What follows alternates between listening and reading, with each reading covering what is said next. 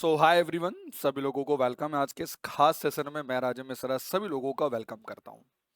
आज का खास सेशन क्यों है, तो बेसिकली आज के सेशन में वन क्लास वन मॉडल की सीरीज में आज हम एक क्लास में मॉडल ए को कंप्लीट रिवीजन करने वाले हैं, जहां पर हम एक एक चैप्टर के कॉन्सेप्ट को समझेंगे, प्रीवियस ईयर क्वेश्चंस को समझेंगे, प्लस प्रैक्टिस क्वेश्चन को समझेंगे और सॉल्व करेंगे।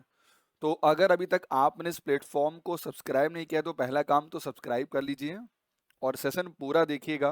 आपको आज के सेशन से बहुत फायदा होने वाला है। चलिए मिशन की शुरुआत करते हैं जल्दी से।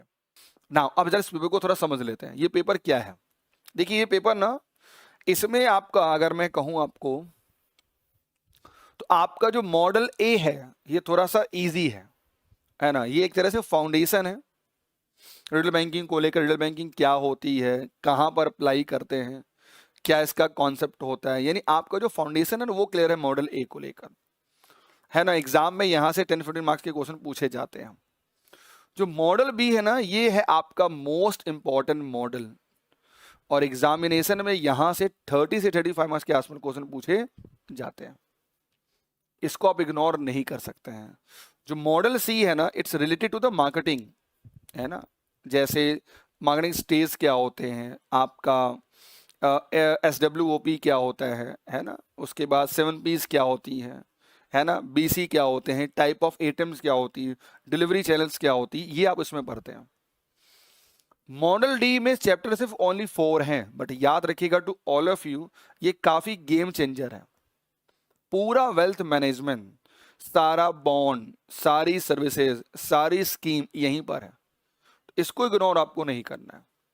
और लास्ट में है, अगर आप बात करते हैं न्यूमेरिकल को लेकर, चाहे डिप्रिसिएशन हो गया, चाहे रूल नंबर 72 हो गया, चाहे मॉर्गेज हो गया, चाहे आपका क्या कहते हैं टाइप ऑफ डॉक्यूमेंटेशन हो गया, है ना, आपका रिवर्स मॉर्गेज लोन हो गया, सारे न्यूमेरिकल इसी में आपको देखने को मिलेंगे। तो एग्जाम में इसका वेटेज 10-15 मार्क्स के आसपास पूछा जाता है हमेशा। इसका नाम ही है, मैं कहता हूँ मॉडल ई। बेसिकली आपके बुक में लास्ट में दिया है reading material on home loan, additionally उसको मैं कहता हूं मॉडल ई। यानी मैं कह सकता हूं मॉडल बी, मॉडल सी और मॉडल डी, ये गेम चेंजर है आप लोगों को। इसको एक साथ रखिए और साथ में रखिए एक आसान और एक लास्ट में रखिए ओनली कैलकुलेशन। तो हम आराम से सभी लोगों को, सभी चीजों को पूरा करेंगे। चलिए, ऑलरेडी मैंने आपको ये बता दिया, ठीक है। जैसे देखिए मॉडल ए में क्या क्या है, फंडामेंटल क्या है रिटेल बैंकिंग का, रिटेल बैंकिंग कॉर्पोरेट बैंकिंग में डिफरेंस क्या होता है, ये आप पढ़ते हैं मॉडल ए में। और इसमें एक चैप्टर नंबर 4 है जिसका कहते हैं नाम ब्रांच प्रॉफिटेबिलिटी, और ये बेसिकली बताता है, यहाँ पर आप कुछ फॉर्मूलेज देखेंगे। ग्रॉस प्रॉफिट क्या होता है, नेट प्रॉफिट क्या होता है ना, ROE क्या होता है, ROA क्या होता है, यहाँ पर ये पढ़ेंगे। मॉडल बी में आप सब कुछ पढ़ने वाले हैं, सारे टाइप के लोन पढ़ेंगे, अब्राहम मैस्लो थ्योरी पढ़ेंगे, आप एजुकेशन लोन पढ़ेंगे, आप सारे टाइप के डिपॉजिट्स पढ़ेंगे, NEFT, remittance, SARFAESI, DRT, recovery of loan, NPA, इसमें सब कुछ आपको पढ़ना है। इसमें एक भी चीज आपको छोड़ना नहीं है। इसीलिए मैंने कहा मॉडल बी में जो मेन मास्टरिंग करना है आपको रिटेल बैंकिंग में, इसमें आपको एक भी टॉपिक को मिस नहीं करना है। ये आपके लिए गेम चेंजर होता है आपके आने वाले एग्जामिनेशंस के लिए। सी मैंने क्या बोला, जैसे मल्टी डिलीवरी चैनल आपके पास क्या है इंडिया में, है ना। CRM क्या होता है ना। सर्विस क्वालिटी को लेकर हमारे देश में BCSPI डेवलप किया गया जो डिसॉल्व हो चुका है ना। मार्केटिंग इंफॉर्मेशन सिस्टम क्या होता है, टाइप ऑफ एटम्स क्या होते हैं, कैसे हम डिलीवरी करते हैं, 7Ps क्या होती है, ये है आपका मॉडल नंबर सी आपको देखने को मिलता है। और डी देखिए, अगर मैं कहूं तो इसमें 4 चैप्टर हैं। 23 वेल्थ मैनेजमेंट क्या है, 24 इन्वेस्टमेंट मैनेजमेंट क्या है, 25 टैक्स प्लानिंग क्या है, 26 आपका आता है अदर फाइनेंशियल सर्विसेज को लेके आता है, जिसमें इतने आपको मार्क्स एग्जामिनेशन में मिलते हैं।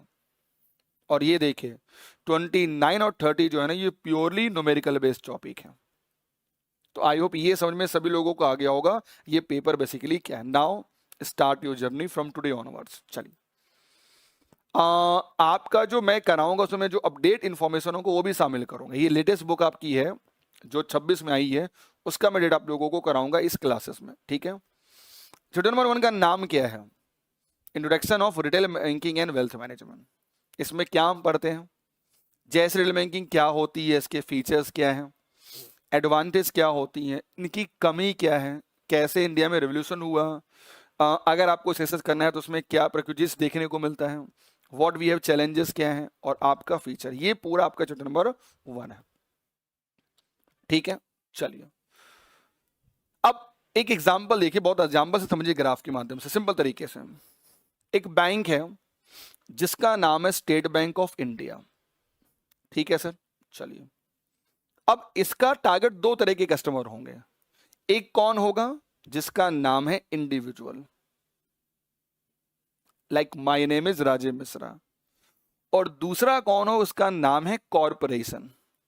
जैसे इंडिया में एग्जांपल दिया, एयरटेल हो गया, रिलायंस हो गया, इनके बारे में हो रहा।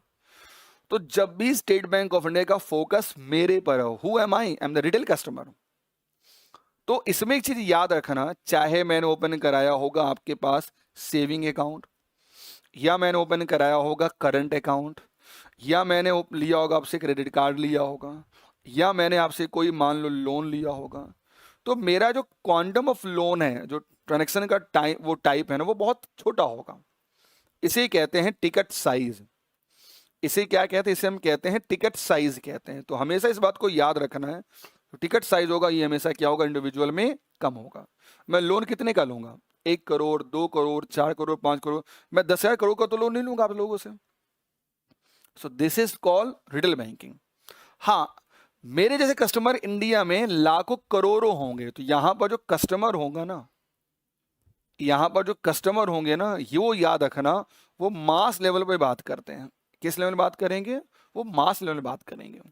सो this is called retail banking, यानी कि एक काइंड ऑफ बैंकिंग जिनका फोकस किस पर होगा, इंडिविजुअल पर होता है।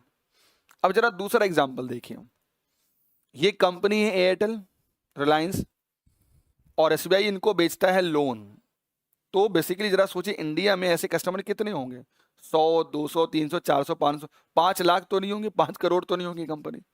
तो यहां पर जो कस्टमर बेस होगा ना, वो हमेशा लो होगा। और यहां पर जो टिकट साइज होगा, लोन लेंगे तो 1,000 करोड़ का, 10,000 करोड़ का, तो वो हमेशा क्या होगा, हाई होगा। ये मैं आपको पहली क्लास में इसलिए बता रहा हूं कि आपके मन में ये चीजें रहें जरूरी कि बेसिकली दोनों का डिफरेंस क्या है। तो when we talk about the retail banking, the focus on individual behavior. When we talk about the corporate banking, the focus on corporate customer. बल की बात हो रही, बड़े साइज की बात हो रही है। ये पॉइंट सभी का क्लियर हो गया होगा। अब इसी को जरा हम एग्जांपल देखते हैं डिफिनेशन की फॉर्म में। चलिए, तो यहां पे कुछ पॉइंटर है, जरा एक बार देख लेते हैं टू ऑल ऑफ यू। सबसे पहले क्या कहता है कि जो रिटेल बैंकिंग है ना, is refer to the banking services provide to individual customer rather than corporation. It include saving account, loan, card, deposit, investment and so many things. दूसरा, when we talk about the point number 2, ticket size. What is ticket size? Quantum of loan या quantum of transaction आपका। तो normally ये small to medium ही रहता है, छोटा ही रहता है। जैसे हमने लोन ही लिया तो 50 लाख का लोन लिया, 1 करोड़ का लोन लिया, 2 करोड़ का लोन लिया, है ना, मैंने जमा ही किया तो 1000 में जमा किया, लाख में जमा किया। Now third point which is very important, customer base बहुत ज्यादा रहता है। जैसे मास कस्टमर होते हैं, इंडिविजुअल कस्टमर भी होंगे, सैलरी पर्सन भी होंगे, सेल्फ एम्प्लॉयड भी होंगे, प्रोफेशनल्स भी होंगे, सीनियर सिटीजन्स भी होंगे। There are thousand of customer, लाखों करोड़ों कस्टमर होते हैं। और यही होती है इसकी सबसे बड़ी एडवांटेज। ये हमें क्या ऑफर करते हैं, तो मैंने कहा ये सब ऑफर करते हैं। सेविंग अकाउंट ओपन करवा लीजिए, करंट अकाउंट ओपन करवा लीजिए, एफडी ओपन करवा लीजिए, रिकरिंग ओपन करवा लीजिए, home loan, auto loan, person, हर चीज आपके सामने ये ओपन करवा ली। कोई भी सर्विस आप लीजिए इंडिया में, अगर वो बल्क में है, मास में है, इंडिविजुअल के लिए है, सो दैट इज कॉल्ड, वहीं से रिटेल बैंकिंग स्टार्ट हो जाती है। नाउ अगर मुझे सामान बेचना है as a bank, so what I have distribution channel. तो मन करें तो मैं ब्रांच में चला गया, मन किया तो मैंने एटीएम में सर्विस ले ली, मन किया मैंने मोबाइल बैंकिंग को यूज कर लिया। जैसे मैं ब्रांच नहीं जाता हूं, मैं सारे काम घर बैठे करता हूं, बिकॉज मैं उतना टेक्नोक्रेट तो हूं। कुछ लोग नहीं कहते मैं ब्रांच ही मुझे जाना है। तो आपके पास आज के डेट में जो डिलीवरी चैनल है, मल्टीपल डिलीवरी चैनल है हर बैंकों के पास। या तो ब्रांच बैंकिंग या तो वर्चुअल बैंकिंग। इसका ऑब्जेक्टिव क्या होता है रिटेल बैंकिंग का? तो कहते हैं high volume, stable deposit base, long term customer relationship and so many things. अगर मैंने आपके पास ओपन किया करंट अकाउंट या सेविंग अकाउंट, तो और अगर मुझे फ्यूचर में लोन लेना है तो मैं आप ही से लोन लूंगा ना, मुझे कार्ड लेना है तो मैं आप ही से लूंगा ना। This is the beauty of retail banking. Okay, अब इसी को मैं आपको एक ग्राफ के फॉर्म में समझाता हूं, which is very important graph. India में जो स्ट्रक्चर है ना बैंकिंग का, उसके दो सेगमेंट होते हैं। या तो मैंने एग्जांपल क्या दिया एसबीआई का, या तो फोकस होगा इंडिविजुअल, और या तो फोकस होगा आपका फर्म। ये दो पर होता है फोकस, ठीक है। When we talk about the individual like me and many more, तो या तो होगा रिटेल, या बहुत फेमस इंडिया में कि हम अब करेंगे इंटरप्रेन्योर, मैं खुद की खेती करूंगा, मैं खुद का दुकान ओपन करूंगा। इंटरप्रेन्योर स्किल्स की बात हम कर रहे हैं। तो रिटेल में ना दो तरह के कस्टमर होते हैं, एक मास वाले हैं, जैसे सेविंग अकाउंट, हम लोग जैसे लोग, we all are the mass, छोटे लोग। Saving account, current account, loan, छोटे वाले लोग हैं, ये मास हो गए हैं। अब जरा इमेजिन करें, अभी 4 दिन पहले इंडिया में विराट कोहली ने एक लॉन्च किया 1-8 का अपना ब्रांड। तो विराट कोहली तो इंडिविजुअल है, बट वो जब इनसे जुड़ता है तो वो करोड़ों अरब रुपए के लिए जुड़ता है इनसे, यानी कि उसे कहते हैं क्लास रिटेल बैंकिंग, उसी को हम लोग नाम देते हैं प्राइवेट बैंकिंग। और वो लेते हैं सर्विसेज जिससे, तो इसको कहते हैं portfolio management services, wealth management services, उन्हीं से वो क्रिएट करते हैं। रिटेल के दो सेगमेंट हो गए, एक myself Rajeev Mishra which is called, मेरे जैसे करोड़ों लोग इंडिया में होंगे, और एक Virat Kohli which is called retail banking, जिसको हम लोग कहते हैं प्राइवेट बैंकिंग भी कहते हैं। अब आगे चलिए, we talk about entrepreneur skills की हम बात करते हैं। इसके दो सेगमेंट्स होते हैं, एक आपका क्या हो गया एग्रीकल्चर, और एक याद रखना अगर लिखा हुआ है MSME individual. What is MSME? Micro small medium enterprises की बात कर रहे हैं। तो अगर हम इंडिविजुअल है तो वो आता है रिटेल में, और अगर हमने ये ओपन किया कंपनी फर्म के रूप में, तो वो चला गया किसमें? फर्म में। यानी फर्म के दो सेगमेंट्स हो गए, एक एमएसएमई फर्म बड़े स्तर पर, और एक आपका हो गया होलसेल बैंकिंग हो गया। अब मुझे बताइए टू ऑल ऑफ यू, यहां तक किसी के मन में कोई भी डाउट जो सेशन देखें यूट्यूब पर? बताइए, यहां तक किसी के मन में कोई भी डाउट यू कैन आस्क, पूछ सकते हैं आप। और अगर आपने सेशन एंजॉय किया तो I recommend to all of you, session को जरूर लाइक करिएगा। जिससे क्या होगा, एग्जाम आप देंगे नवंबर में एक्चुअली, तो कभी कभी क्या होता है आपको रिवीजन करने के लिए वीडियो ढूंढना पड़ता है, तो आपके अकाउंट में दिखेगा ये video. So this is the beauty of my content and my classes. तो सेशन को जरूर लाइक करिएगा टू ऑल ऑफ यू, ठीक है, जिससे आपके अकाउंट में वीडियो ये सेव हो जाएगा आप लोगों के साथ, ठीक है। आगे चलते हैं, चलिए। अब मैंने इसको ग्राफ भी आप लोगों को दे दिया बना के, जैसा आपको आसान लगे। मैं हमेशा आपको दो कंटेंट देता हूं, है ना, जैसे आपको इजी लगे याद करने के लिए। So this is the fundamental of retail banking, मैंने पीछे जो आपको पढ़ाया, है ना। Small to medium ticket size होता है, फोकस इंडिविजुअल पर होता है, और यहां पर आपका जो स्टेबिलिटी है काफी ज्यादा होती है, कस्टमर मास लेवल में होते हैं, और आपको हम बैंक बहुत कुछ ऑफर कर रहे हैं। होम लोन हो गया, पर्सनल लोन हो गया, इंश्योरेंस हो गया, सेविंग अकाउंट हो गया, म्यूचुअल फंड हो गया, डिजिटल बैंकिंग हो गया, बहुत कुछ हो गया, बहुत कुछ आपको मिलता है आज के डेट में, ठीक है। चलिए, अब इसी को हम और अगर कहते हैं, आपकी बुक में दिया हुआ है what does retail banking provide, हमें क्या देती है। तो अभी मैंने पीछे क्या बोला, focus on individual consumer rather than institution, number 1। Number 2 क्या हो गया, जैसे मैंने कहा सेविंग अकाउंट आपने सुना होगा, करंट अकाउंट आपने सुना होगा, मोर्गेज लोन होते हैं जो वो सुना होगा आपने। जैसे मैं घर लोन लिया मैंने, और मैंने घर की प्रॉपर्टी को आपके बैंक में जमा कर दिया, that is called mortgage create करना, जो आप करते हैं। डेबिट कार्ड हो गया, क्रेडिट कार्ड हो गया, और एक होता है सीडी। बेसिकली जैसे आपके बैंक में एफडी होती है, एफडी होती है नॉर्मल आदमी के लिए, मैं 10,000 से भी एफडी ओपन करा सकता हूँ। बट अगर मैं बात करता हूँ सीडी, जिसका नाम है सर्टिफिकेट ऑफ डिपॉजिट, ये महंगे होते हैं, कम से कम 5 लाख में जमा करना, तो ये होता है हायर एफडी के रूप में जमा करना, बट ये भी रिटेल बैंकिंग में ही काउंट होगा। So retail banking can be a local community bank और कोई बहुत बड़ी ब्रांच का डिवीजन भी। मैं इसको ऐसे याद कराता हूँ कि एक फिंगर है, एक पाम है, इसमें एक बैंकिंग के 5 फिंगर हैं। ये आपका हो गया रिटेल बैंकिंग, ये आपका हो गया कमर्शियल बैंकिंग, ये आपका हो गया मर्चेंट बैंकिंग, ये आपका होगा वर्सेस बैंकिंग। रिटेल बैंकिंग का इंपॉर्टेंट पार्ट है, एक इसका पार्ट है ये, ठीक है। आज के डेट में आपको पता होगा बहुत ऐसे बैंक हैं इंडिया में, बहुत ऐसी फिनटेक कंपनीज हैं जो आपको सेम सर्विसेज दे रही हैं through internet platform and smartphone. जैसे आपने देखा होगा रोजर पे, फोन पे, बहुत ऐसी कंपनी है जो बैंक नहीं है ना, बट वो आपको सर्विसेज ये दे रही है, जिनको कहते हैं hi tech company, net fintech companies कहते हैं। While retail banking service are provided to individual in general public, corporate banking service किसको देते हैं? To only provide to small और large company and corporate body को देते हैं services.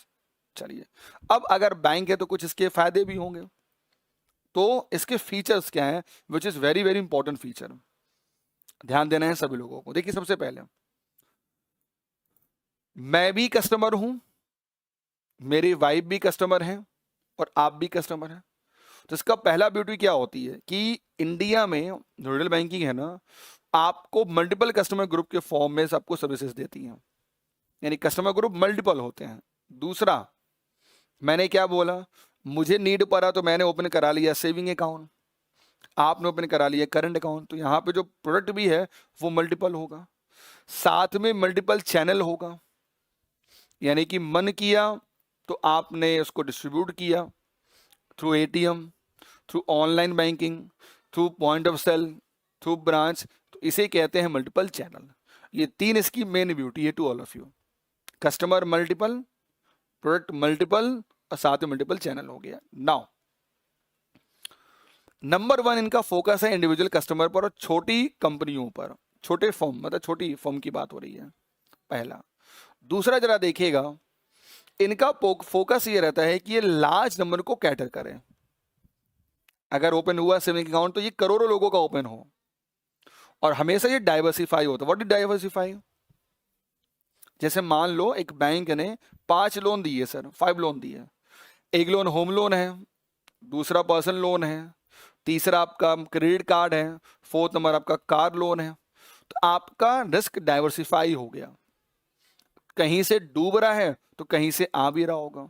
So meet the need of a large number of customer with diversify portfolio, और यही इसको हेल्प करता है। चलिए, it is the focus towards the mass market segment covering a large. Rohit Kumar Jain ji, आप जैसे ही क्लास इसकी ओवर होगी, आपको मैं अपने टेलीग्राम प्लेटफॉर्म पर, आपको अपने ग्रुप में मैं इसकी पीडीएफ दे दूंगा, ठीक है। Covering a large population of individual and non individual entity, ठीक है। नाउ इट ऑफर, ये आपको क्या ऑफर देगा? ये आपको ऑफर देगा डिफरेंट लायबिलिटी, ध्यान देना है। कैसे? मुझे पड़ा तो मुझे नहीं पड़ा तो मैंने करंट अकाउंट ओपन करा, आपने सेविंग अकाउंट ओपन करा लिया, यानी कि इट ऑफर डिफरेंट लायबिलिटी। अच्छा, बैंक के जो लोन होते हैं ना, उसको हम लोग एसेट्स कहते हैं। क्यों? बिकॉज उसी लोन पर उनको बिजनेस, उनको पैसा मिलता है, इंटरेस्ट मिलता है। तो all type of loan is known as the asset for the bank. और साथ में मैं गया बैंक में, मुझको एनएफटी भी करानी है, मुझको आरटीजीएस भी करानी है ना। तो मैनी ऑफ द सर्विसेज जो है ये आप कस्टमर को प्रोवाइड कराते हैं, ये इसके फीचर्स में आता है। नाउ राइट नाउ जो बैंकों का डिलीवरी मॉडल है वो दोनों फॉर्म में है, बोथ फिजिकल और वर्चुअल। वॉच इज फिजिकल, मैं ब्रांच गया सर्विसेज ले रहा हूं, और एक हो गया आपका थ्रू वर्चुअल, जैसे एटीएम हो गया, जैसे इंटरनेट बैंकिंग हो गई, मतलब जिसको हम लोग कहते हैं ऑफ साइट। ब्रांच के बाहर है तो ऑफ साइट, ब्रांच के अंदर है तो इन साइट कहते हैं। फोन बैंकिंग हो गया, मोबाइल बैंकिंग हो गया। सो दिस इज कॉल्ड व्हाट, ये सारे क्रेडिट हैं, ये सारे फीचर रिटेल बैंकिंग के आपके इंपॉर्टेंट पॉइंट है to all of you. Now अब एक जरा क्वेश्चन सॉल्व करिए सभी लोग, देखिए कि आप कितना समझे रिटेल बैंकिंग को। पहले तो सॉल्व करिए जरा, देखिए आप कितना समझें, to all of you, solve करिए सभी लोग। अच्छा, क्लासेस मेरी डेली होंगी यहीं पर यूट्यूब पर, डेली 8 PM पे क्लासेस होंगी। साथ में जो मैं क्लास लूंगा ओलीबोर्ड ऐप पर, जहां मैं और भी डिटेल से कवर कराता हूँ, प्रैक्टिस कराता हूँ, तो वो मैं कराता हूँ डेली रात में 7 बजे। ठीक है, आप जुड़ सकते हैं ओलीबोर्ड ऐप पर। बताइए इस क्वेश्चन का आंसर क्या है?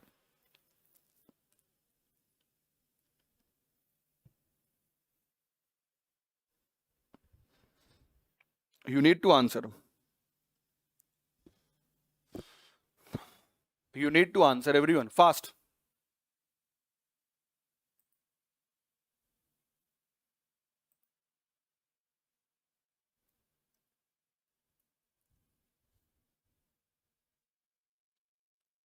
अब जरा देखो ध्यान से, लगेगा आपको कि दोनों सही है, लगेगा आपको दोनों सही है, बट नहीं सही है, दोनों दोनों गलत है। इसे कहते हैं ब्यूटी एग्जामिनेशन की, it require the clarity. Retail banking provide, आपने बस आधा ही पढ़ा, फाइनेंशियल सर्विसेज टू इंडिविजुअल, और आप वहीं पर रुक गए, बट वही से गलती हो गई। यहां पर ये भी तो दिया हुआ है लार्ज इंस्टीट्यूशन, वही तो नहीं करना था, वही तो नहीं करना था, लार्ज इंस्टीट्यूशन नहीं करना था, ये तो गलती हो गया ना। लार्ज हो तो वो क्या हो गया, वो चला गया कॉर्पोरेट बैंकिंग में चला गया। दूसरा, retail banking offer different kind of liability, ठीक है, बट क्या सेम कैटेगरी को एक ही को आप दो चीज दे दोगे? भाई किसी को एफडी दोगे तो किसी को आरडी दे दोगे, मजा आया? सो this is called concept clarity, important है। चलिए, अच्छा आज के डेट में एडवांटेज क्या क्या है रिटेल बैंकिंग के? तो बहुत सारे एडवांटेज हैं। जैसे अगर मैं कहता हूं, सबसे बड़ा एडवांटेज क्या है? क्लाइंट इतना ज्यादा है ना कि आपको सारा टेंशन ही खत्म है, यानी आपका जो रिस्क है ना, जो क्लाइंट बेस इतना बड़ा है कि आपका जो रिस्क है वो स्प्रेड हो जाता है। जैसे मैं एक एग्जांपल याद कराता हूं आपको, जरा समझिए। मेरी फैमिली में, किसी फैमिली में 5 मेंबर हैं, 5 मेंबर हैं, 1 2 3 4, मान लो 4 मेंबर। जो मेंबर 1 है ना कमाता है 1 लाख रुपए, जो मेंबर 2 है वो कमाता है 2 लाख रुपए, ठीक है। जो मेंबर 3 है वो कमाता है 5 लाख रुपए, मेंबर 4 कमाता है 8 लाख रुपए। अब जरा समझिए, अगर मान लो पहला किसी कारण से कमा नहीं पाया, दूसरा कमा नहीं पाया, तो दो तीसरा और फोर्थ तो कमा रहे हैं ना, यानी कि थर्ड और फोर्थ तो कमा रहा, अर्न कर रहे हैं। तो दैट मीन्स मैं ये कह सकता हूं कि अगर मान लो मेरा कस्टमर बेस ज्यादा होगा, करोड़ों कस्टमर है, तो रिस्क मेरा क्या हो गया, डाइवर्सिफाई हो गया। ये पहला है एडवांटेज।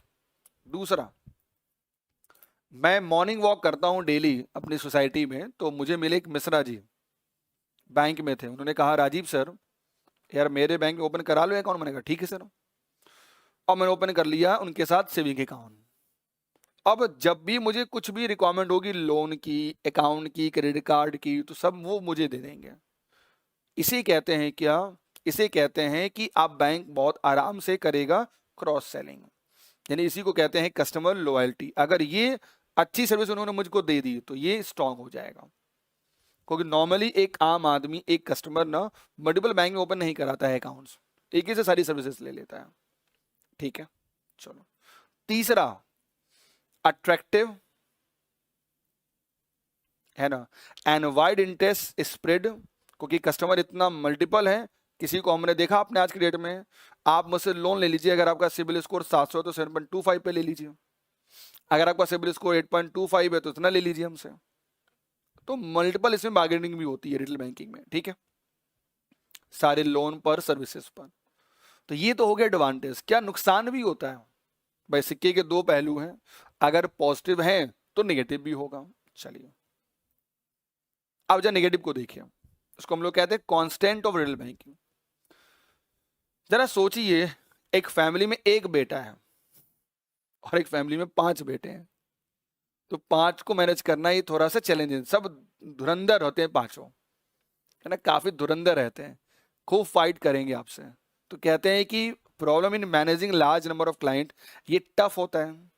अब आपका एक कस्टमर राजीव मिश्रा है, तो एक कस्टमर मेरे पापा भी तो होंगे गांव में, रूरल एरिया में, जो आज भी बैंक जाते हैं पैसा निकालने के लिए, वो एटीएम यूज नहीं करते हैं, एक ये चैलेंज है आज के डेट में बैंकिंग का। दूसरा, जरा इमेजिन करें आज आप बैंक में, आपके साथ क्या हुआ। आज दिन भर में 100 कस्टमर आए आपके बैंक में, ठीक, और 100 में करीब 20 ने कहा कि मुझे काम है पैसे का, विड्रॉ करना है, जमा करना है, और 80 ने आया कि मेरा पासबुक प्रिंट कर दीजिए, मेरा ये काम कर दीजिए, नॉन बैंकिंग वाला काम करवा रहे हैं। तो बेसिकली आपकी पूरी स्टाफ एंगेज रही है और मिला क्या लास्ट में, 0 सन्नाटा। तो ऐसे लिए कॉस्ट ऑफ मेंटेन करना ब्रांच की, खासकर लो वैल्यू ट्रांजेक्शन के लिए बैंक बहुत, इसको ये बहुत बड़ी प्रॉब्लम बैंक के लिए। इसीलिए बैंक इनको एडवाइस करता है कि भाई जाइए ये काम पासबुक मशीन से करवा लीजिए, ये काम पैसा एटीएम से करवा लीजिए निकालना है तो, और अपने को फ्री रखता है किन के लिए, हाई वैल्यू के लिए। नहीं तो पता चला क्या होगा, लंबी लाइन लगी हुई, किस लाइन लगी हुई है, सब आए पैसा देने देखने, पेंशन वाला, जनधन खाता वाला देखना है, लो कोई फायदा नहीं है। तीसरा, ये बहुत कॉमन है, अगर एक बार भरोसा टूटा, भैया अब मैं सोसाइटी में जब घूमता हूं तो मेरा भरोसा टूट गया मिश्रा जी के ऊपर से, तो अगर एक बार भरोसा टूटा तो भाई अब हम दोबारा कभी किसी को रेफर भी नहीं करेंगे, और अगर ज्यादा भरोसा टूट गया तो सब पैसा विड्रॉ करते हैं एक बार में। इसे ही कहते हैं, अभी हुआ था ना इंडिया में, जो बैंक में फ्रॉड हुआ था, दिस कॉल्ड, इसे हम लोग कहते हैं बैंक रन कहते हैं। यानी कि आपका कोलैप्स हो गया था सीधे, सडन भरोसा लोगों का, सब पैसा विड्रॉ करने पहुंच गए आपके बैंक में। जरा सोचेगा सब पहुंच गए, आप खेलेंगे कैसे, आप उसी पैसे से तो खेलते हैं, लोन देते हैं। तो ये बहुत बड़ा चैलेंज है। चलिए, और इतना ज्यादा हो गया है कंपटीशन कि भाई साहब कभी कभी अनहेल्दी भी हो जाता है तो सारे पीएसबी बैंक ही है, अगर पीएनबी ने ऑफर किया 8.25 तो हम करेंगे 8.24, तो कभी कभी ये भी होता है। चलो, हम लोग ने पार्ट 1 कवर कर लिया, इसका पार्ट 2 मैं कल कवर कराऊंगा आप लोगों को, क्योंकि जो चैप्टर नंबर 2 है ना बहुत छोटा है, तो कल इसका पार्ट 2 कवर कर लेंगे, और साथ में कवर कर लेंगे चैप्टर नंबर 2 को भी कवर कर लेंगे टुमारो। चलिए कुछ और करते हैं जरा प्रैक्टिस, ठीक है। चलिए एक जरा आसान क्वेश्चन सॉल्व करते हैं, आसान तो नहीं, थोड़ा सा ट्रिकी क्वेश्चन सॉल्व करते हैं, देखें आप कितना बैंक में एक्टिव है। ये अभी अपडेट हुआ है। अगर कोई person who does not have permanent account number and who enter into any transaction specify in this rule shall make a declaration in form, आप कौन सा फॉर्म उनसे लेंगे, फॉर्म नंबर 60 लेंगे, 6 लेंगे, 12 लेंगे कि नन, बताइए आंसर क्या होगा। देखिए कौन अपडेट है आज के डेट में,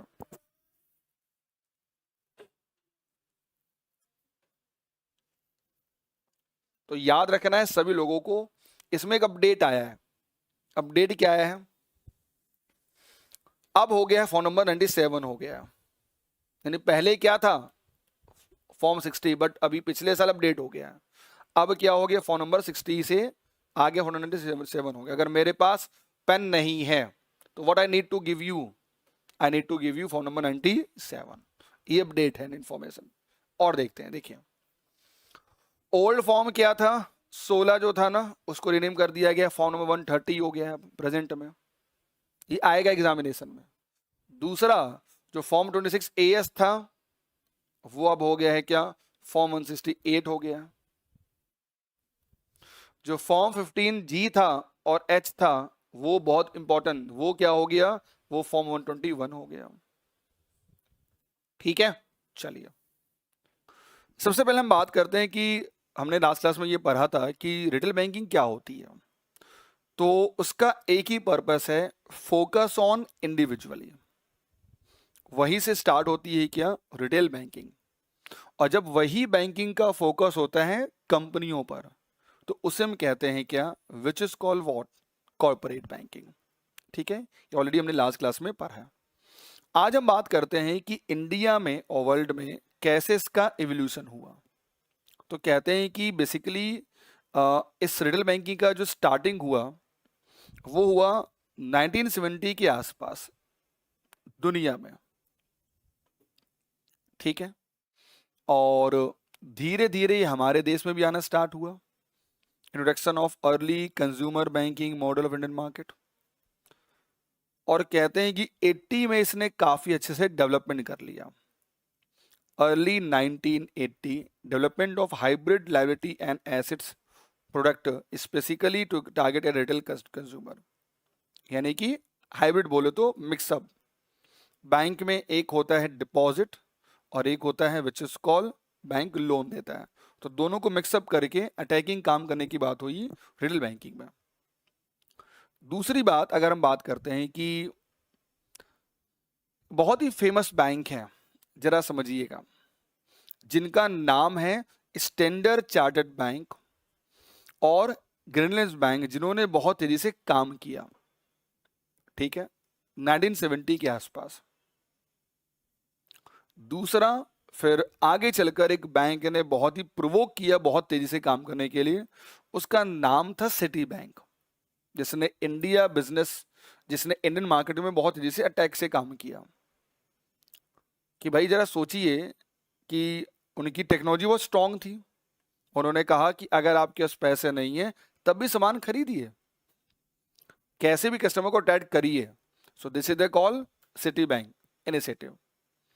अब इन दोनों के कारण क्या हुआ इंडिया में कि जो हमारे देश के पीएसबी बैंकों ने भी थोड़ा सा कहा यार हमको भी कुछ करना चाहिए, तो स्टेट बैंक ऑफ इंडिया एनपीएसबी, जिसने इंडिया में बहुत तेजी से काम करना स्टार्ट किया, खासकर रिटेल बिजनेस में, कार्ड बिजनेस में। तो मैं ये कह सकता हूं कि हमारे देश में शुरुआत हुई 70 से, पर 80 से अटैकिंग शुरुआत हुई और यहीं से स्टार्ट हुआ हमारे देश में foundation of retail banking in Indian business market. ठीक है, चलो अब हमारे देश में कौन सा बैंक कैसे काम कर रहे हैं, एक रिपोर्टिंग होती है और ये रिपोर्ट हर साल आती है। तो रिपोर्ट बेसिकली कौन जनरेट करता होगा, आरबीआई।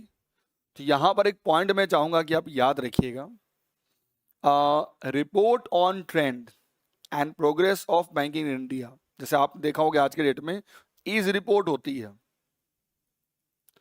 उसी प्रकार आरबीआई की एक रिपोर्टिंग होती है जिसे हम कहते हैं report on trend and progress of banking in India, कि किस बैंक की परफॉर्मेंस कैसी चल रही है। ठीक है, चलो अगर आप लोग में से बहुत ऐसे बैंकर होंगे जिनके पास बुक होगी, तो आपको मैं बता दूं बुक का डेटा बहुत आउटडेटेड है, बहुत आउटडेटेड है। आपको जो मैं कराऊंगा क्लासेस में और यहाँ वो कराऊंगा जो अपडेट डेटा होगा। तो यहाँ आपको मैं एक डेटा दिखा रहा हूँ एक नॉलेज के लिए, बट ये डेटा एग्जाम में आने का चांस बहुत ना के बराबर। ठीक है, जरा आप देखिए, कहते हैं एक रिपोर्ट आई जिसमें ये कहा गया है कि जो इंडिया में ऑन साइट एटीएम है ना, वो इंक्रीज हुए हैं धीरे धीरे। दो तरह के एटीएम होते हैं इन टर्म्स ऑफ सर्विसेज की बात करते हैं, एक आपके ब्रांच में जिसे हम कहते हैं ऑन साइट एटीएम, और एक ब्रांच के बाहर जिसे हम कहते हैं ऑफ साइट एटीएम। ठीक है, चलिए, तो जो ऑन साइट एटीएम है ना ब्रांच वाला, वो धीरे धीरे इंक्रीज हुआ, और दूसरा कहता है कि जो ऑफ साइट एटीएम है ना वो डिक्लाइन हो गया due to higher digital payment. बिल्कुल सही बात है। जरा सोचिए आज के डेट में कि हमें अगर कुछ पेमेंट करनी है तो बहुत आसान हमारे लिए ऑनलाइन पेमेंट करना, बहुत आसान हो गया है, राइट। लेकिन ये पहले नहीं था, तो इसीलिए आज के डेट में जब हम कैश विड्रॉ करने एकदम नाम के लिए जाते हैं to the branch, to the ATM, और टोटल जो एटीएम थे ना वो दिखाया गया है कि वो कम हो गए, डिस्पाइट ब्रांच एक्सपेंसिव, ब्रांच बढ़ रहे हैं बट एटीएम कम हो रहे हैं। रीजन, क्योंकि हमें नीड ही नहीं है कैश की, हम सारा पेमेंट ही करते हैं ऑनलाइन। तो ये रिपोर्ट मैंने आपको बताई है 25-26 की। ठीक है, चलो इसमें से ये रिपोर्ट आपको जो मैं दिखा रहा हूं बहुत ना के बराबर चांस एग्जाम में पूछेगा न्यूमेरिक डेटा, बट एक आपको आइडिया मिलेगा कि बेसिकली रिपोर्टिंग कैसे होती है। तो इंडिया में ना इन सबको हम लोग कहते हैं पेमेंट सिस्टम इंडिकेटर। जैसे आरटीजीएस से हम करते हैं पेमेंट, एनईएफटी से हम करते हैं पेमेंट, ईसीएस बोले तो इलेक्ट्रॉनिक क्लियरिंग सर्विसेज, जैसे हम मुझे बल्क में पेमेंट करनी है तो ये एसीएस डेबिट भी होगा, क्रेडिट भी होगा, ये टॉपिक है मॉडल बी के, है ना। आईएमपीएस करते हैं, उससे हम पेमेंट करते हैं। नेस क्या होता है, नेशनल ऑटोमेटिक क्लियरिंग हाउस कहते हैं, ये भी बल्क में काम करने के लिए। मुझे 1 लाख लोगों को सैलरी देनी है, मुझे 1 लाख लोगों को पैसा भेजना है, तो yes we have the option of NaCH। ये भी क्रेडिट होगा और डेबिट होगा। हम UPI से पेमेंट करते हैं, हम क्रेडिट कार्ड से पेमेंट करते हैं, हम डेबिट कार्ड से पेमेंट करते हैं। PPI, जैसे मेरे पास दिल्ली मेट्रो कार्ड है, मेरे पास PVR का कार्ड है, मेरे पास कोई मॉल का कार्ड है, यानी हमें कैश नहीं देना है, हम कार्ड से पेमेंट कर देते हैं, उसे कहते हैं प्रीपेमेंट इंस्ट्रूमेंट।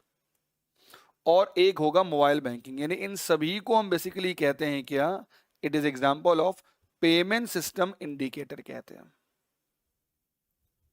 ठीक है, चलिए अब जरा इस क्वेश्चन को सॉल्व करिए। बहुत ही खतरनाक क्वेश्चन, इस क्वेश्चन को सॉल्व करिए। रीड द फॉलोइंग स्टेटमेंट और जरा चूज करिए इसमें से कौन सा ऑप्शन एकदम करेक्ट है। कहता है कि most PSB bank in India primary use in house resource for retail banking with only limited outsourcing for specific activity like ATM और कार्ड issuance। दूसरा कहता है कि जो न्यू जनरेशन के प्राइवेट सेक्टर के बैंक हैं जनरली यूज करते हैं balance mix of outsourcing and in house sourcing, often outsourcing more on the asset side while keeping the liability side centrally processed। तीसरा कहता है foreign bank in India typically rely करता है on in house sourcing for both front end and back end operation in retail banking. और 4 कहता है old private sector bank generally prefer करता है in house sourcing for most retail banking activity similar to PSB। Answer क्या होगा?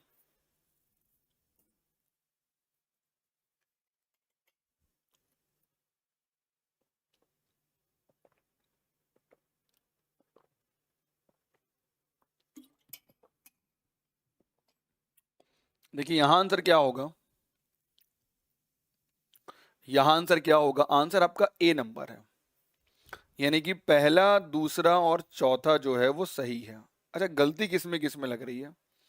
एक गलती लग रही आपकी तीसरे में और एक गलती लग रही है किसमें आपका, हम बस तीसरे में। क्या गलती लग रही है? कह रहा है foreign bank in India typical rely on in house sourcing. नहीं नहीं नहीं, वो सीधे एक काम करते हैं, जहां से मिला अच्छा वहां से खरीद लेते हैं, वो ज्यादा बिलीव करते हैं आउटसोर्स पर। इसलिए foreign bank in India are known for predominate outsourcing both front end and back end outs operation retail banking, not in house sourcing। ये खुद से डेवलप नहीं करते हैं। खुद से कौन डेवलप करता है पता है? विच इज कॉल्ड PSB बैंक करते हैं। जो PSB है ना, देखिए ये करते हैं इन हाउस रिसोर्सेस, ये करते हैं इन हाउस रिसोर्सेस। ठीक है, चलिए अगला सॉल्व करिए।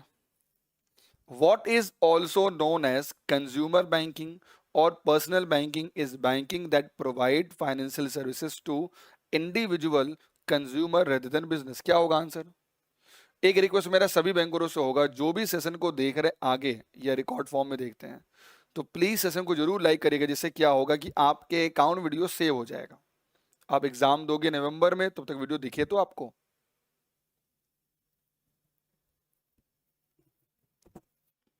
नाउ तो क्वेश्चन में ही आंसर छुपा हुआ है, it is known as consumer banking, मतलब it is known as the retail banking. चलिए ओके, अगला, which of the following are disadvantage of retail banking, यानी कौन सा इसमें से डिसएडवांटेज है, आपको ये ढूंढना है। Client base will be large and therefore risk is spread across the customer base. दूसरा कहता है customer loyalty will be strong with a good scope for cross selling and customer tend not to change from one bank to another very often. तीसरा कहता है complex and wide interest spread since customer are too fragmented. Large number of clients are facilitate marketing, mass selling and ability to categorize select items using scoring system data mining. क्या होगा answer? देखो answer जो इसका होगा ना sir, वो answer इसका होगा तीसरा, क्योंकि देखो पहला जो है ना ये एडवांटेज है, अगर कस्टमर ज्यादा है तो आपका रिस्क क्या होगा, डिस्ट्रीब्यूट हो जाएगा।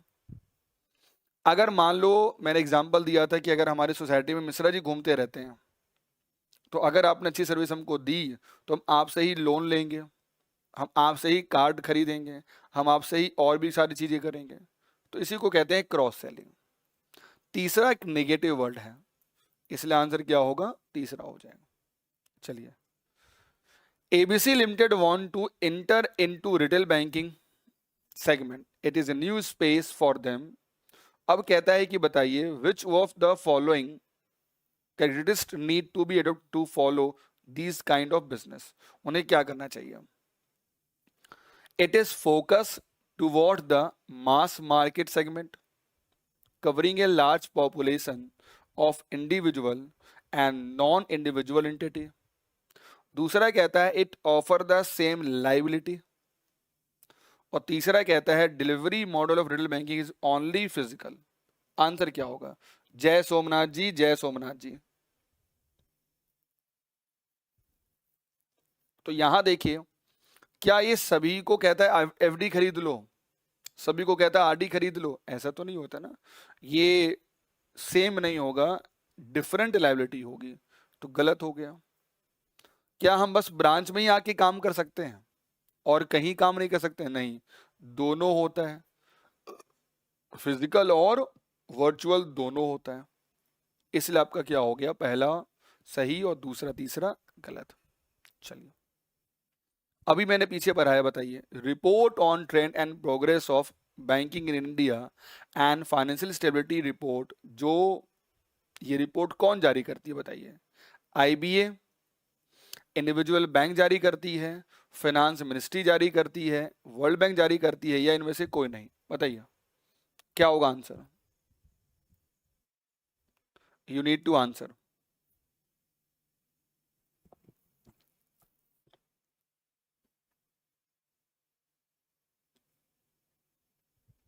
तो अभी मैंने पीछे बोला आंसर क्या होगा, 5, क्योंकि रिपोर्ट कौन रिलीज करती है?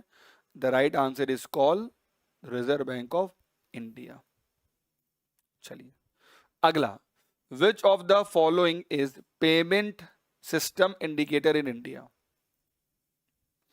ओनली वन, यानी इसको मान लीजिए 1, इसको मान लीजिए 2, ओनली 1 या ओनली 2 या ओनली 1 and 2, या इसमें से कोई नहीं? तो अभी मैंने पीछे बोला ये सारे तो ही हैं पेमेंट इंडिकेटर इन इंडिया, तो आंसर क्या होगा? 3 होगा। चलिए, अगला क्वेश्चन बहुत ही इजी है। Retail banking help bank in spreading risk because the customer base is large and diversify. दूसरा कहता है retail banking generally result in low operating cost because retail transactions are very high value transaction.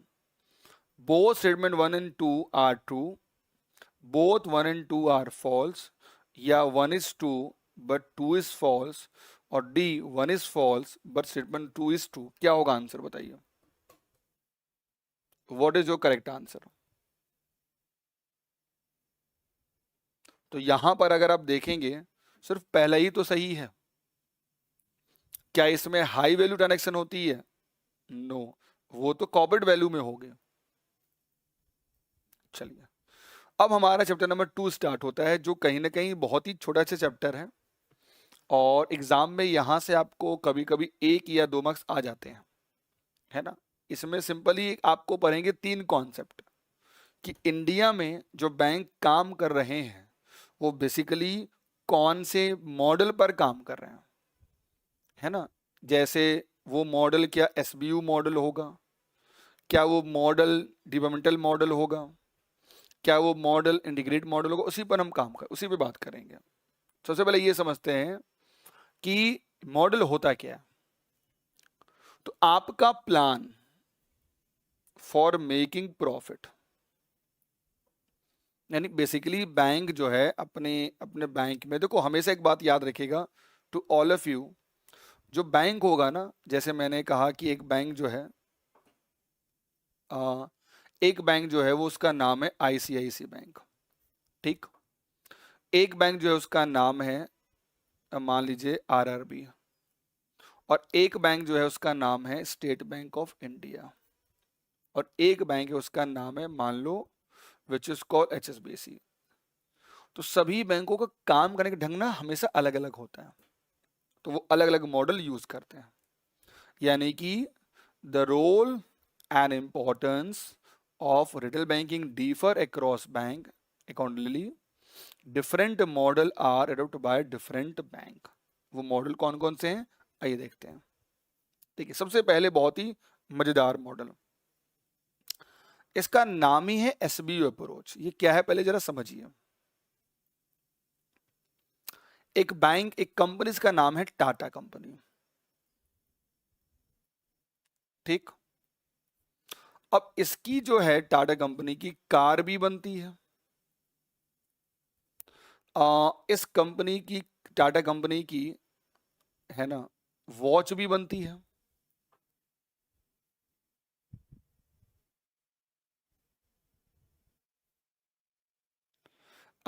Shubham Mandal ji, first of all very very congratulation, आपने JIB और CIB दोनों पढ़ लिया YouTube से, great, many many congratulation sir, बहुत अच्छा, बहुत अच्छी बधाई।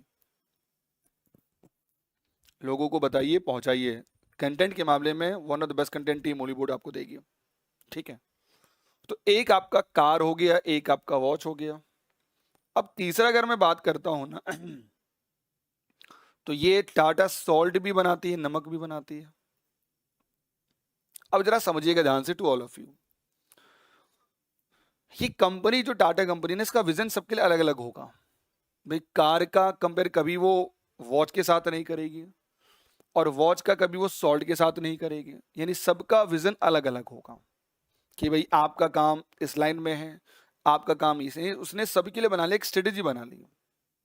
बट इनका जो प्राइमरी है कि भाई मेरा जो प्राइमरी टास्क है सभी के लिए, वो मैं फोकस करूंगा क्या, विच इज कॉल प्रॉफिट पर,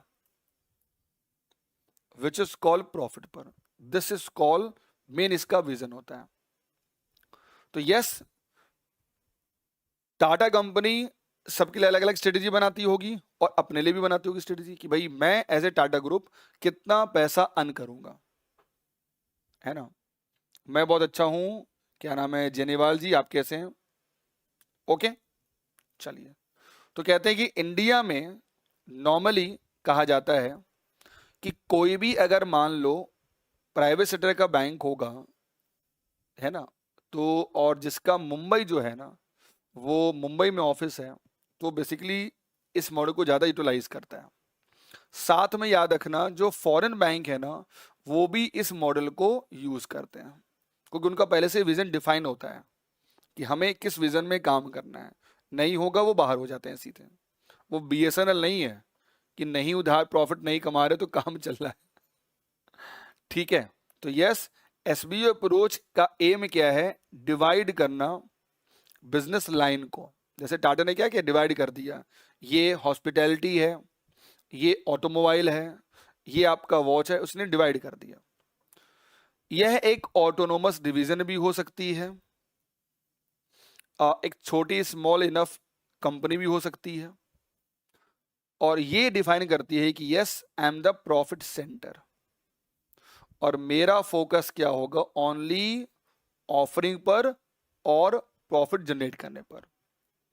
so yes, SBU can be A business unit of a large corporation, जैसे मैंने एग्जांपल दिया, या it can be business by itself only. दूसरी बात, ये हुआ मॉडल नंबर 1। चलिए, कहते हैं कि फॉरेन बैंक, मैंने पीछे बोला ना, इनका एकदम विजन क्लियर होता है। तो इंडिया में जो प्राइवेट बैंक हैं, जो आपके फॉरेन बैंक है, वो इसी मॉडल को यूटिलाइज करते हैं, ठीक है।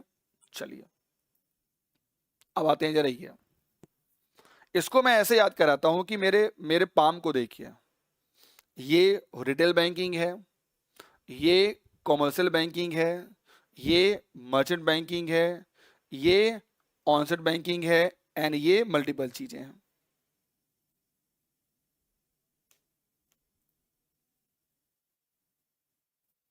Congratulation sir, thank you for your love and support. ठीक है, तो मैं इस पर ध्यान दूंगा, मैं सिर्फ अंगूठे पे ध्यान नहीं दूंगा। तो इंडिया में जो पीएसबी बैंक है ना, वो बेसिकली क्या कहते हैं कि हम सब पर ध्यान देंगे, तो इसीलिए इंस्टीट्यूट ऑफ वन वो पूरी बैंकिंग पर ध्यान देते हैं, विच इज कॉल अपने अकाउंट को सही करेंगे, अपने मार्केटिंग को सही करेंगे, अपने आईटी को सही करेंगे, यानी कि दैट इज कॉल, उसको हम लोग क्या कहते हैं, उसे हम कहते हैं डिपार्टमेंटल सही करना। तो इंडिया में रेदर डिवाइडिंग ऑन स्ट्रेटेजिक और बिजनेस लाइन एंड ऑर्गेनाइजेशन का काम क्या है कि मैं डिवाइड कर दूंगा अपने फंक्शनिंग को। सो यस, डिपार्टमेंटल अप्रोच का पर्पस ही होता है फंक्शनल पर काम करना विद इन द ऑर्गेनाइजेशन। जैसे फिनांस हो गया, प्लानिंग हो गया, मार्केटिंग हो गया, अकाउंटिंग हो गया, ये इस पर काम करते हैं। और इंडिया में यही बैंक जो है सरकारी बैंक ना, इसी मॉडल को यूज करते हैं। ये इंडिकेट करते हैं कि the approach is more general in one with the retail banking is one of the business model, not only focus business model। मतलब हम सब पर ध्यान देंगे, हम सिर्फ अंगूठे पे ध्यान नहीं देंगे। ये कहना है कि इनका विच इज कॉल सरकारी बैंकों का, विच इज कॉल पीएसबी बैंकों का। चलिए, एंड द लास्ट में जिसको हम लोग कहते हैं इंटीग्रेट अप्रोच, मिक्सअप। आपने गौर किया होगा जितने भी छोटी कंपनियां हैं या जो स्टार्टअप कंपनियां होती है, आपने गौर किया होगा वो हमेशा ना कैसे काम करते हैं, उनमें देखिएगा ओपन कल्चर आप देखेंगे, उसमें सारे सीएफओ होते हैं, सारे सीईओ होते हैं, उनका ये कहना है कि भाई हम मिलके काम करेंगे तो बेहतर होगा। तो जितने भी छोटी ऑर्गेनाइजेशन होती हैं, छोटे बैंक होते हैं ना, इस अप्रोच को फॉलो करते हैं, इसको हम लोग कहते हैं इंटीग्रेट करना, यानी कि वो प्रॉफिट पर भी ध्यान देंगे और सोशल कंट्रीब्यूशन भी ध्यान देंगे, दोनों काम करते रहते हैं। ठीक है, so yes, the integrated approach is usually adopt by smaller business, जहां पर सोशियो इकोनॉमिक और जो प्रॉफिटेबिलिटी है दोनों मिलके काम करते हैं। उनका मानना है कि यूनिफाइड बिजनेस ये रिस्क को रिड्यूस करता है एंड इंक्रीज करता है क्या, profitability through scale rather than having separate entity, अलग से एंटिटी नहीं स्टार्ट करेगा। सो this is called integrated approach. यानी बेसिकली हमने 3 अप्रोच पढ़ा।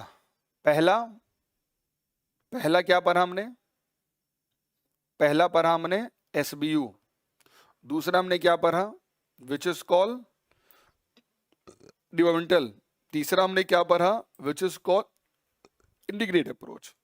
लास्ट में एक पॉइंट इसमें बहुत इंपॉर्टेंट सा कहा गया है कि जो फॉरेन बैंक होते हैं ना, they do not go by positioning, कि भाई मैं एक नया बैंक हूं, मैं अभी इधर ध्यान रखो, उनकी सिर्फ एक सिंपल काम होता है, they take call purely on the business model, यानी कि बिजनेस की जो भी रिक्वायरमेंट होगी उनको ये फॉलो करते हैं। ये ब्यूटी होती है फॉरेन बैंक की। कहते हैं कि we have so many good example, जरा ध्यान दीजिएगा। जैसे पीएनबी परिभाष का कहना है, ये बहुत इंडिया में ना बहुत एग्रेसिव आया 1990 में कि with full fledge brand building हम करेंगे, बट इसको कुछ समय बाद ही रियलाइज हो गया कि नहीं, ये इंडिया है भाई साहब, यहाँ सब नहीं बन पाएंगे रिलायंस अंबानी, और इसने क्विट कर दिया इंडिया के रिटेल बिजनेस को entirely, and after discovering the generated business was not a profitable segment। मतलब इनका कहना है फॉरेन का कि अगर प्रॉफिटेबल नहीं होगा तो हम राम राम। उसी प्रकार आया अमेरिकन एक्सप्रेस बैंक, उसने बहुत तेजी से बिजनेस स्टार्ट किया क्रेडिट कार्ड में, बट फिर लगा कि नहीं अच्छी है तो फिर वो बाहर चला गया।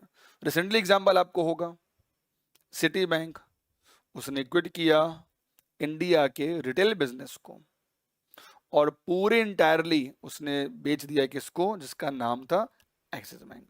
तो मोरलेस का पर्पस क्या होगा, सिंपली फॉरेन बैंक बेसिकली क्या करते हैं, अपने बिजनेस मॉडल को इवेलुएट करते हैं, और जहां देखा कि प्रॉफिटेबल नहीं है तुरंत क्या करेंगे, या तो उस सेगमेंट को बंद कर देंगे, एग्जिट कर देंगे, या पूरे बिजनेस को ही यहां से इंडिया से वापस ले जाएंगे। ये था आपका चैप्टर नंबर 2। अब आपने थोड़ा सा पढ़ा है तो जरा हम थोड़ा सा प्रैक्टिस भी कर लेते हैं। चलिए बताइए इस क्वेश्चन का आंसर क्या है। एकदम आराम से इस क्वेश्चन को पढ़िए टू ऑल ऑफ यू,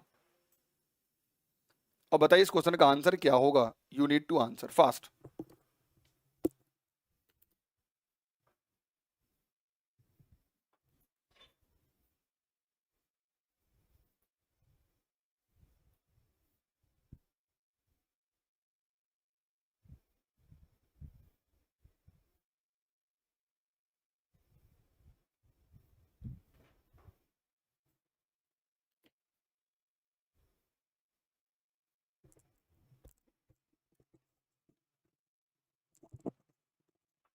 कहता है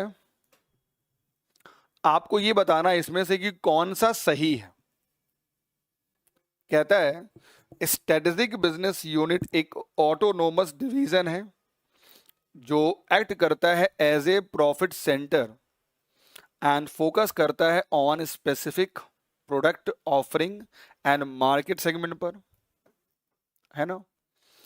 दूसरा कहता है कि the SBU approach allow for flexibility and control over most factor offering long term performance making it suitable for both large corporation and standalone business model. तीसरा कहता है in India SBU model is followed by only by foreign bank and not adopted by PSB or private। ये तो गलत हो गया ना, only थोड़ी ना फॉरेन बैंक, ओनली फॉरेन और प्राइवेट बैंक दोनों, यानी यहां तो कह रहा है कि नहीं, तो गलत हो गया। PSB नहीं करता है, यानी तीसरा गलत हो गया। कहते हैं कि SBI अप्रोच ना not align with the management by objective, नहीं विद अलाइन विद ऑब्जेक्टिव, कि हमें क्या काम करना है उसी के तहत इसकी स्थापना की जाती है। यानी कि कह सकते हैं कि ओनली पहला और दूसरा क्या हो गया, सही हो गया। ठीक है, कुछ आसान से क्वेश्चन भी कर लेते हैं। चलिए, the business model followed by bank for retail banking are strategic business unit, departmental approach, integrate approach, या एनी ऑफ द एबव। क्या होगा बताइए टू ऑल ऑफ यू।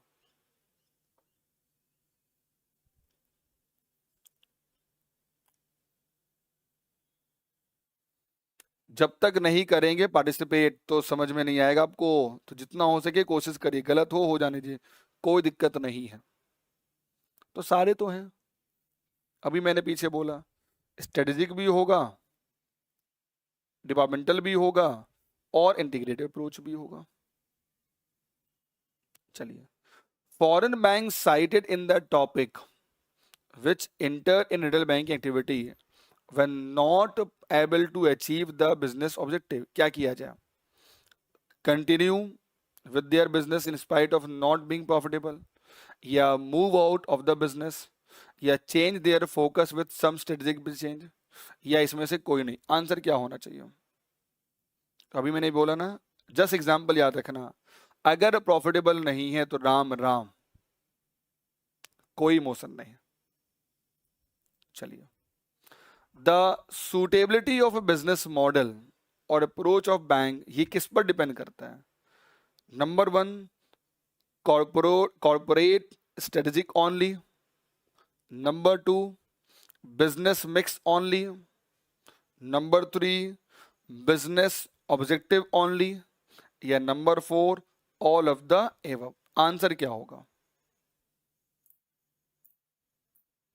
तो देखो, मेरा कल्चर क्या है, कॉर्पोरेट कल्चर, उस पर भी डिपेंड करता है। मैं कौन सा बिजनेस कर रहा हूं उस पर डिपेंड करता है, और मेरे बिजनेस का ऑब्जेक्टिव क्या है उस पर डिपेंड करता है। तो तीनों ध्यान देने के बाद ही मॉडल यूज करेंगे, यानी आंसर क्या होगा 4 नंबर। चलिए, business model of retail banking are being drawn based on various aspects. In this context यहां पर कौन सा एस्पेक्ट जो है वो इनकरेक्ट है। तो देखिए, प्रोडक्ट भी होगा, डिलीवरी चैनल भी होगा, टेक्नोलॉजी भी होगा, बट कैपेसिटी ना यहाँ पर बिट सीट सूट नहीं कर रहा है। तो आंसर क्या होगा, दैट इज कॉल्ड कैपेसिटी होगी। चलिए, कौन सा यहां कह रहा है कि विच of the following is not a business model. कौन सा इसमें से बिजनेस मॉडल नहीं है? Strategic business unit, departmental approach, integrate approach, कौन सा नहीं है? तो सारे तो हैं, तो पूछ रहा है कौन सा नहीं है, तो आंसर क्या होगा? 5 नंबर। चलिए, एक अगर हम बात करते हैं कि इंडिया में when we talk about the business process, यानी बेसिकली बैंक में जो हमारा बिजनेस प्रोसेस है उसका स्ट्रक्चर क्या होता है, तो एक बीसीजीसी है, बीसीजी जिसको कहते हैं बोस्टन कंसल्टेंसी ग्रुप, इनकी एक रिपोर्ट आई। रिपोर्ट कहती है टोटल 4 क्लासिफिकेशन होती है। नंबर 1 जिसको हम लोग कहते हैं हॉरिजॉन्टल ऑर्गेनाइज मॉडल, नंबर 2 जिसको हम लोग कहते हैं वर्टिकल ऑर्गेनाइज मॉडल, नंबर 3 जिसको हम लोग कहते हैं predominate vertical organise model, and number 4 जिसे हम कहते हैं प्रीडोमिनेट हॉरिजॉन्टल ऑर्गेनाइज मॉडल। एकदम आराम से चीजों को समझेंगे और इसे पूरा करेंगे। देखिए होता क्या है, एक ऐसा स्ट्रक्चर आपके बैंक में जिसमें मैंने ये कहा कि एक चेयरमैन साहब हैं, देखो ये बैठे हैं चेयरमैन, और इस कंपनी में ना बहुत सारे एम्प्लॉई हैं, और इन्होंने क्या किया है, सबको डिसीजन दे दिया कि आप डिसीजन लीजिए। एक फ्लैट मैनेजमेंट है ना, सबके पास पावर इक्वल है, आप डिसीजन लीजिए। तो बेसिकली हम ये कह सकते हैं एक ऐसा स्ट्रक्चर जिसमें बात हो रही है फ्लैट मैनेजमेंट की। किसकी? फ्लैट मैनेजमेंट स्ट्रक्चर की।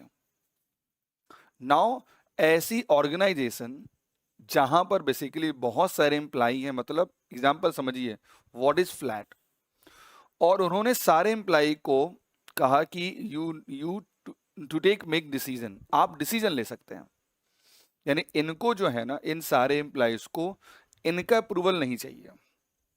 अगर किसी बैंक में ऐसा स्ट्रक्चर है ना, तो इसे हम कहते हैं हॉरिजॉन्टल ऑर्गेनाइजेशन स्ट्रक्चर। अब इसी का उल्टा देखिए, दूसरा जिसे हम कहते हैं वर्टिकल ऑर्गेनाइज मॉडल। ये क्या होता है? इसमें क्या होता है कि आपके बैंक में, आपकी ऑर्गेनाइजेशन में ना, सबके रोल डिफाइन होते हैं कि किसका कौन सा काम है। ये भाई साहब जो हैं वो चेयरमैन हैं, और इनके 2 नीचे एक पर्सन है जिनको आप मैनेजिंग डायरेक्टर मान लीजिए, और इन्होंने सबके रोल डिफाइन किए हुए हैं कि किनके क्या क्या रोल है। मतलब just like a pyramid, centralise system पे काम करता है ना। यानी कि ऐसी ऑर्गेनाइजेशन जहां पर क्लियरली डिफाइन हो, है ना, क्या डिफाइन हो, किसका कौन सा लेवल है, किसका क्या रोल है, with the highest level of leadership at the top, जो सबसे ऊपर हैं वो टॉप पर हैं, followed by middle management, then regular employ. Okay, so एक हमने क्या देखा, हॉरिजॉन्टल फ्लैट स्ट्रक्चर, और एक हमने क्या देखा which is called centralise, and this is called vertical organise model. अब अगर मैं इसी में कहूं, 2 बड़े इंपॉर्टेंट पॉइंटर हैं, और उनको मैं आपको कैसे याद करेंगे ये मैं बता देता हूं। फिर एक आपको मैं ग्राफ दिखाऊंगा, सारा उसमें इनको इंक्लूड करूंगा।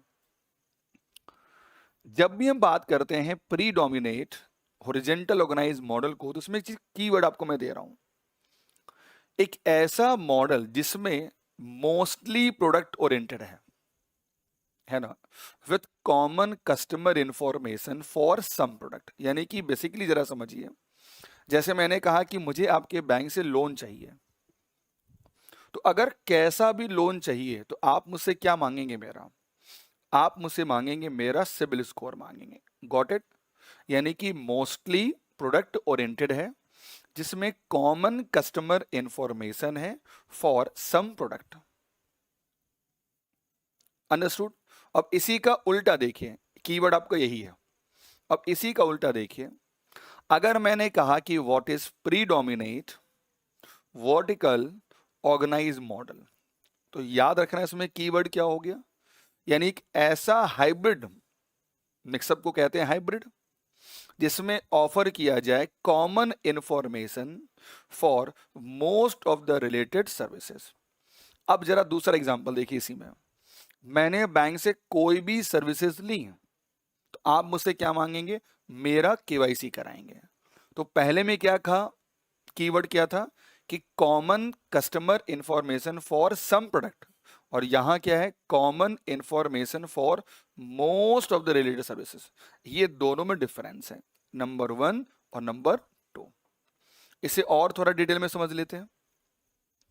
The basic information is available across all product for common service to the various product, यानी कि एक ऐप है ये सभी पे काम करेगा, और एक स्पेसिफिक ऐप है जो बस एक चीज पर काम करेगा, है ना। जैसे मैंने कहा कि आपके बैंक मैंने लॉगिन किया, उसमें मैं कुछ भी इंफॉर्मेशन लिख सकता हूँ, वो स्पेसिफिक है for all kind of services, तो उसे हम कहते हैं क्या, that is called predominate vertical organise model.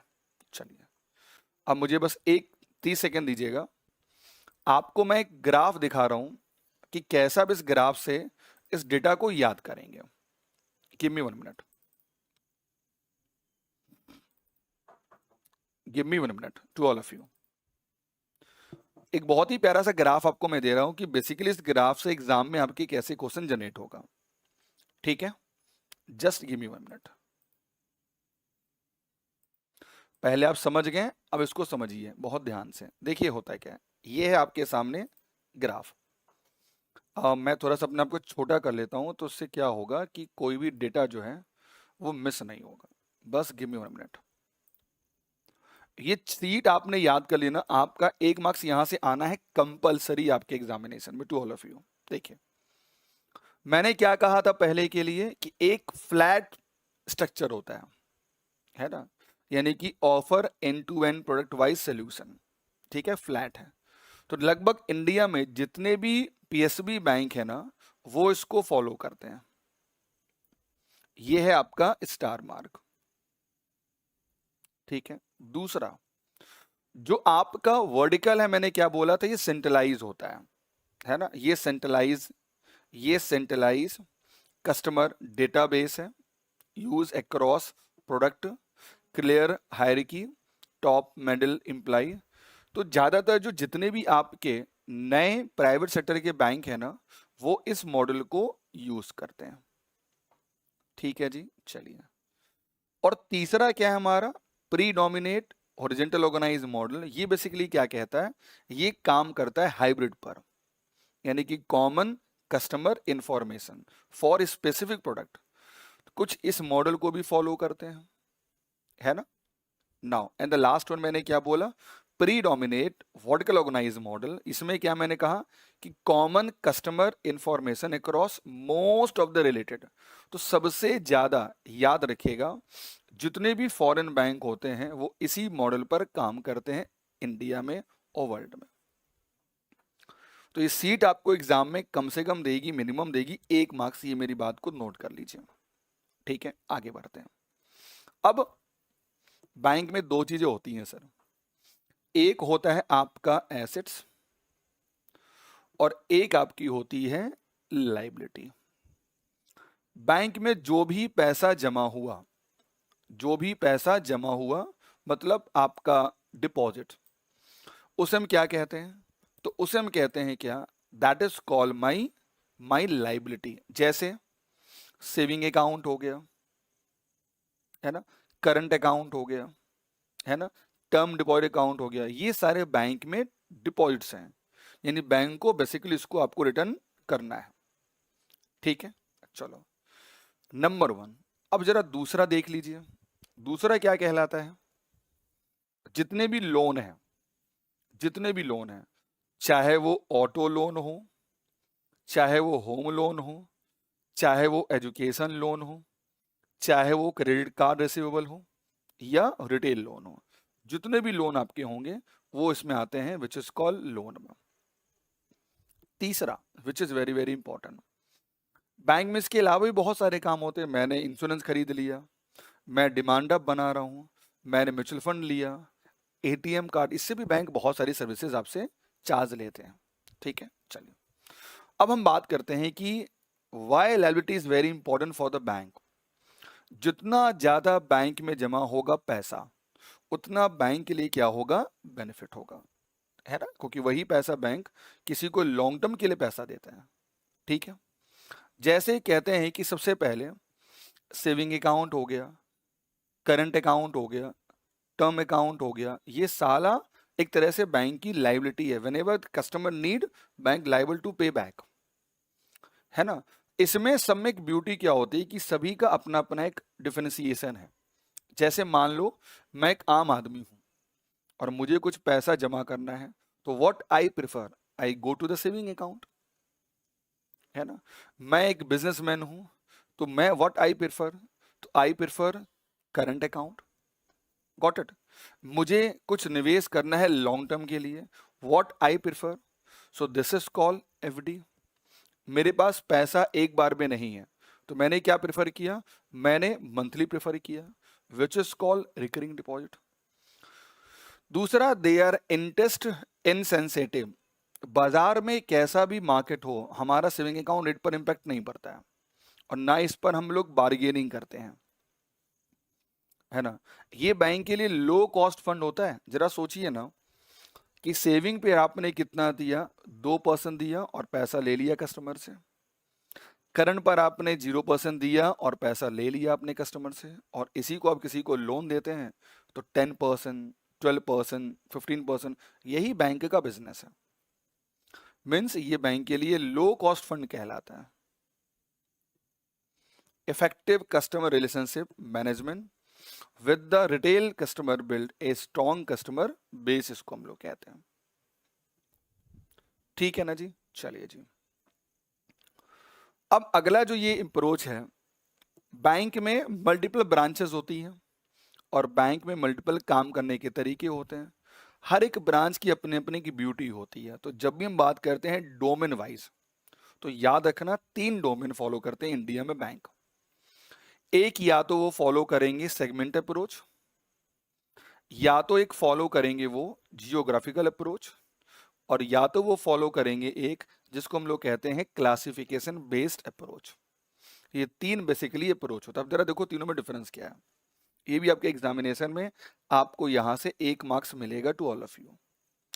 जैसे मान लो मेरी एक ब्रांच, एक बैंक हूं मैं, और मेरी ब्रांच एक भोपाल में भी होगी, मेरी एक ब्रांच सूरत में भी होगी। तो हर एक ब्रांच का ना अपना अपना एक पोटेंशियल होता है। तो जैसे मान लो कि सूरत ब्रांच की मैंने देखा कि यार सूरत में बहुत ज्यादा लोन दिए जा रहे हैं, तो हमारी जो पहली प्रायोरिटी होगी किसी भी काम के लिए, मैं सूरत ब्रांच को ज्यादा ध्यान दूंगा।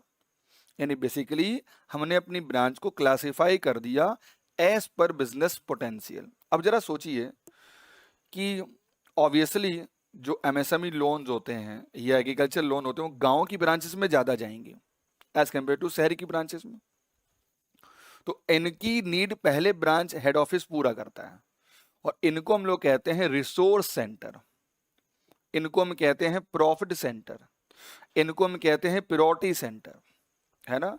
तो ज्यादातर जितने भी आपके पीएसबी बैंक हैं और जितने भी आपके न्यू प्राइवेट सेक्टर के बैंक हैं ना, वो इसी मॉडल को फॉलो करते हैं, नंबर 1। दूसरा, अब हर एरिया की अपने अपने एक ब्यूटी होती है। जैसे मान लो कि मैंने कहा केरला, मैंने कहा साउथ, तो वहां के टूरिज्म लोन ज्यादा दिए जाएंगे। तो जब कभी ब्रांच के, अब जैसे कनॉट पैलेस में लोन लेने नहीं कोई आएगा एमएसएमई, वहां ज्यादा बिकेंगे क्रेडिट कार्ड, पर्सनल लोन ज्यादा, लोगों की परचेजिंग पावर वहां ज्यादा है। तो हम कभी कभी क्या करते हैं, अपने मॉडल को branch wise, region wise develop करते हैं, और ये जनरल अप्रोच है जो बहुत सारे बैंक यूज करते हैं। नाउ तीसरा, विच इज वेरी इंपॉर्टेंट, हमने अपने ब्रांच को क्लासिफाई कर दिया कि आप रूरल हो, आप अर्बन हो, आप मेट्रो हो।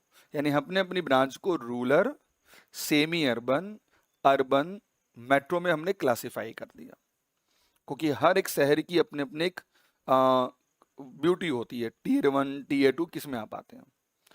तो ज्यादातर जितने भी आपके प्राइवेट बैंक है ना, वो इसी अप्रोच को फॉलो करते हैं। ठीक है, चलो, ये था हमारे चैप्टर का कॉन्सेप्ट। ठीक है, वेरी वेरी इंपॉर्टेंट। अब जरा इसी कॉन्सेप्ट को हम करते हैं थोड़ा सा प्रैक्टिस। चलिए, पहला क्वेश्चन आपके सामने है, आराम से क्वेश्चन को पढ़िए और मुझे बताइए इस क्वेश्चन का आंसर क्या है। अभी हमने इस कॉन्सेप्ट को पढ़ा है। In the contest of business process model in retail banking, आपको ये बताना है कि which model place a strong emphasis on streamline and optimize process within individual functional area of department. Question में ही ट्रिक है। क्या इसको हम लोग कहते हैं हॉरिजेंटल बिजनेस मॉडल, क्या इसको हम कहते हैं वर्टिकल बिजनेस प्रोसेस मॉडल, क्या इसको हम कहते हैं predominate vertical business process model, और क्या हम इसको कहते हैं predominate horizontal organize business process model. अब जरा देखिए इसका आंसर क्या होगा, इसका आंसर होगा वर्टिकल, यानी बात हो रही है सेंट्रलाइज की, है ना, बात हो रही है इंडिविजुअल फंक्शनिंग की। जरा देखिए ध्यान से, इंप्रूव होता है विद इन इंडिविजुअल डिपार्टमेंट, ये स्ट्रेंथ आपको देता है इंटरनल वर्क फ्लो, जैसे एचआर क्रेडिट सब पे ये फोकस करना है।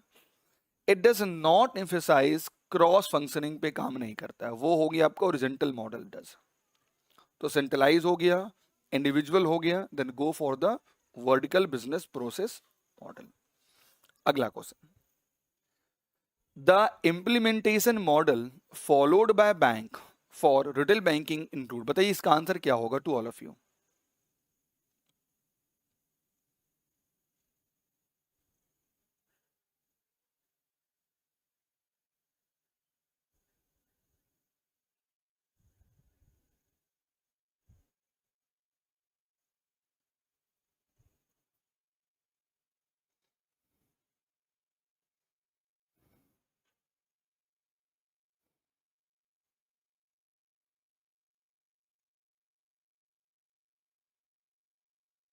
You need to answer.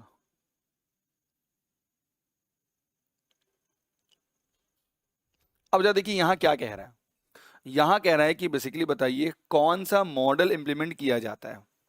तो अभी मैंने पीछे ही बोल दिया था, या तो हॉरिजेंटल ऑर्गेनाइज मॉडल होगा, या तो वर्टिकल ऑर्गेनाइज मॉडल होगा, या तो प्रीडोमिनेट वर्टिकल ऑर्गेनाइज मॉडल होगा, या तो प्रीडोमिनेट हॉरिजेंटल ऑर्गेनाइज मॉडल, यानी कि चारों में कोई भी हो सकता है। तो आंसर क्या हो गया, डी नंबर हो गया। चलिए, which one of the following way the price structuring for product and service is attempt by bank. जब भी बात होगी प्राइस को लेकर, यानी कि मैं एक बैंक हूं और मैं कोई प्राइस डिसाइड करूंगा, तो मैं कौन सा तरीका फॉलो करता हूं। देखो, एक होता है आपका स्टैंड लोन प्राइसिंग, एक कह रहा है special code for high value deposit, और एक कह रहा है bundle pricing holistic pricing based on total relationship. A first only, B first and two only, C second and third only, and D first two and three is only. Answer क्या होगा, देखिए समझिए पहले इस क्वेश्चन को। जैसे कहा गया कि मेरे बैंक में हर तरह के लोन है, तो मेरे बैंक में कहा गया कि जो हाउसिंग लोन होगा, है ना, इसका मैं कुछ अलग ही रखूंगा, इसको बाकी से कंपेयर नहीं करूंगा। तो इसे हम कहते हैं स्टैंड लोन प्राइसिंग, यानी जब हम किसी खास का प्राइसिंग अलग कर देते हैं, इसका क्या रेट ऑफ इंटरेस्ट होगा, इसकी क्या मैच्योरिटी होगी, इसकी अलग कंडीशन हमने कर दी। नाउ, अगर आपने मेरे बैंक में ओपन कराया एफडी 5 लाख से, तो आपको मैं देंगे 2% देंगे, और अगर आपने ही मेरे बैंक में ओपन कराया 10 लाख से, तो आपको मैं 3% देंगे। ये भी बैंक में करता है, यानी बैंक ये भी फॉलो करता है प्राइसिंग के लिए। कभी कभी होती है बंडल प्राइसिंग, जैसे मैंने कहा कि मैं आपके अकाउंट में ऑलरेडी मेरा सेविंग अकाउंट है, अब अगर मैंने आपके बैंक में हाउसिंग लोन लिया, और अगर मैं आपके बैंक में ले रहा हूँ कार लोन ले रहा, तो आप क्लब कर देंगे, या ऑलरेडी आप मेरे अकाउंट होल्डर हैं, आप ऑलरेडी मेरे बैंक से लोन लिए, तो आपको मैं थोड़ा सा प्रिविलेज दूंगा। तो बैंक क्या करता है, इन तीनों ही तरीकों से प्राइसिंग करता है, दैट इज कॉल्ड। तो आंसर क्या होगा, डी नंबर होगा।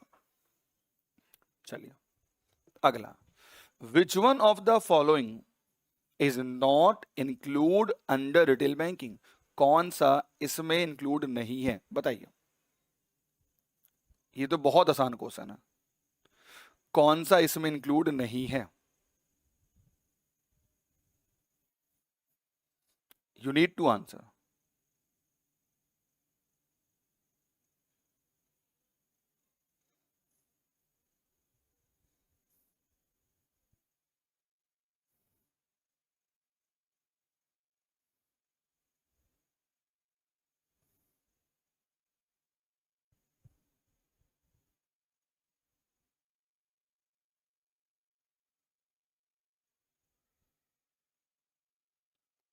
चलो अब देखो ये क्वेश्चन क्या है, बहुत ही प्यारा क्वेश्चन है। कह रहे कि कौन इसमें रिटेल का पार्ट नहीं है। ऑनलाइन बैंकिंग तो पार्ट है, high net worth individual part है जो बेसिकली खरीदते हैं पोर्टफोलियो मैनेजमेंट सर्विसेज। बट अगर मैं बात करता हूं मीडियम बिजनेस आ गया तो क्या हो गया, या कॉर्पोरेट एंटिटी, तो क्या कॉर्पोरेट एंटिटी इसका पार्ट होगा? ये तो कॉर्पोरेट बैंकिंग का पार्ट हो गया, यानी आंसर आपका क्या हो गया, 4 नंबर हो गया। चलिए, बहुत ही प्यारा क्वेश्चन है, इस कॉन्सेप्ट को समझिए, यहां से क्वेश्चन जरूर आएगा। अभी हमको ग्राफ में याद करा दे रहा हूं।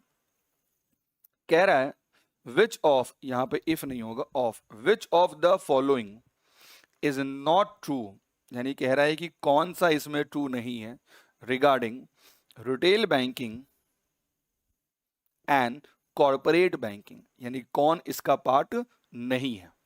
ठीक है, कौन इसका पार्ट ट्रू नहीं है रिलेटेड। कहता है रिटेल बैंकिंग का टारगेट क्या होता है, इंडिविजुअल कस्टमर, और जो कॉर्पोरेट बैंकिंग होती है ना उनका टारगेट क्या होता है, कॉर्पोरेट क्लाइंट होते हैं, यानी कि पहला तो सही है।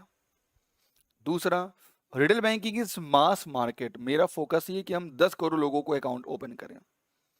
मास market banking where corporate banking जो है look at relatively smaller segment of business client base compare to, ये भी ठीक लग रहा। Business to consumer, business to consumer, यानी कि दैट मीन्स जो रिटेल बैंकिंग है ना वो बिजनेस टू कंज्यूमर काम करता है ना, एसबीआई टू राजीव मिश्रा, और जब एसबीआई टू रिलायंस हुआ इसे कहते हैं business to corporate, business to business approach. ठीक है, अब मैं जब लोन लेता हूं तो यानी जो क्वांटम है या मैं करता हूं ट्रांजैक्शन इंडिविजुअल, तो वो हमेशा लो रहेगा। तो कहता है जो टिकट साइज है लोन का वो क्या है, लो है, और जो टिकट साइज है कॉर्पोरेट बैंक का वो क्या है, ये हाई है। यानी जरा देखिए सारे तो सही है, अब पूछ रहा है कि कौन सा गलत है, तो आंसर क्या हो गया, 5 नंबर। चलिए, कुछ पीवाईक्यू भी मैं आपको आज लेके आया हूं जो पहले एग्जाम्स में आए हैं, तो पूरा सेशन देखिएगा, आप इस टॉपिक को बहुत अच्छे तरीके से एग्जाम में क्वालिफाई कर सकते हैं। चलिए, सबसे पहले हम बात करते हैं, इसमें ये सारे चैप्टर हम पढ़ने वाले हैं। ठीक है, जितने भी पॉइंटर हैं हम इसमें आज पूरा करेंगे। ठीक है, चलिए नाउ अगर हम बात करते हैं इंडिया में कि जो बैंकिंग का कैसे ग्रोथ हुआ, तो हमारे देश में जो आरबीआई है वो बैंकों को कंट्रोल करती है, और उसके लिए कोई ना कोई तो होगा, एक एक्ट होगा। तो इंडिया में जो बैंकिंग सिस्टम है ना आपका, वो गवर्न है under the banking regulation act 49 से, और इसी एक्ट से आरबीआई उसको कंट्रोल करती है, जो इंडिया में आरबीआई को पावर देता है फ्रेमवर्क बनाने के लिए। ठीक है, तो इंडिया में जो बीआर एक्ट है ना यही पावर देता है आरबीआई को टू कंट्रोल। तो कहते हैं सबसे पहले ये जो पास हुआ था ना, ये पास हुआ था in the name of banking company act 49 के नाम से, और इसे लागू किया गया था आगे चलकर 16 मार्च 1949 को। फिर लास्ट में जो अभी हम लोग देख रहे हैं ना, ये जो एक्ट है जिसका नाम है बैंकिंग रेगुलेशन एक्ट 49, ये हमारे देश में लागू है 1 मार्च 1966 से। So yes, BRA act RBI को पावर देता है। अब इंडिया में ना बैंकिंग ग्रोथ बहुत फेज में हुआ, तो जो सबसे पहला फेज हम मानते हैं, आप लोगों ने बैंकिंग की थोड़ी हिस्ट्री अगर पढ़ी होगी, तो फेज 1 हमारा होता है, स्टार्ट होता है 1770 से लेकर 69 में।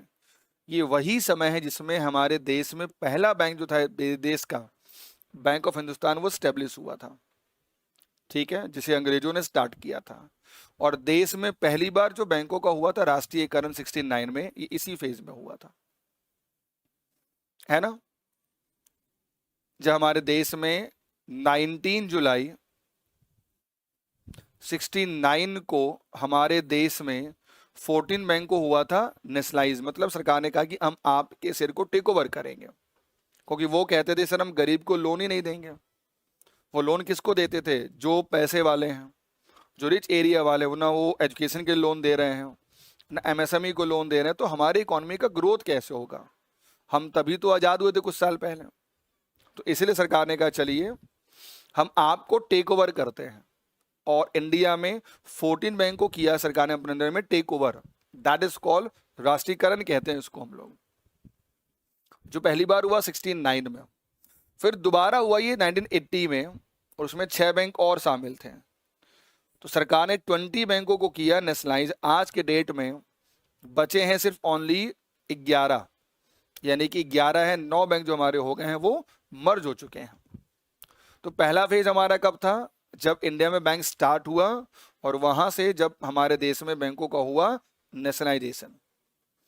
फेज नंबर 2 क्या है जरा समझिएगा। 69 से स्टार्ट होता है और वो जाता है आपका 1991 तक, है ना। यानी कि जब हमारे देश में हुआ था क्या, लिबरलाइजेशन हुआ था, एलपीजी मॉडल आया था, हम थोड़े लिबरल हो गए थे, हमने अपने इकोनॉमी बैरियर्स ओपन कर दिए थे, नए नए बैंकों को हमने आने का मौका दिया, हमारे देश में एफडीआई आना स्टार्ट हुआ, बहुत सारे हम लिबरल हो गए थे। और तीसरा, फ्रॉम लिबरलाइजेशन से लेकर अभी तक जो अभी ईयर 2026 चल रहा है कंटिन्यू। तो ये 3 फेज में हमारे इंडिया में जो बैंकिंग सेक्टर का रिफॉर्म हुआ था। नाउ अब अगला पॉइंट आता है कि सर ये प्रॉफिटेबिलिटी क्या होती है। तो मैं हमेशा एक बात कहता हूं, इसमें 2 वर्ड ऐड किए गए हैं, एक आपका है प्रॉफिट और एक आपका है एबिलिटी। जरा समझिएगा टू ऑल ऑफ यू, यानी आपकी एबिलिटी क्या है प्रॉफिट जनरेट करने के लिए, और हम इसे कहते हैं प्रॉफिटेबिलिटी। एक एग्जांपल आपको मैं दे रहा हूं, एक कंपनी ए है, इस कंपनी का जो प्रॉफिट था वो था 100 करोड़, और एक कंपनी बी है, इस कंपनी का जो प्रॉफिट था वो था 80 करोड़।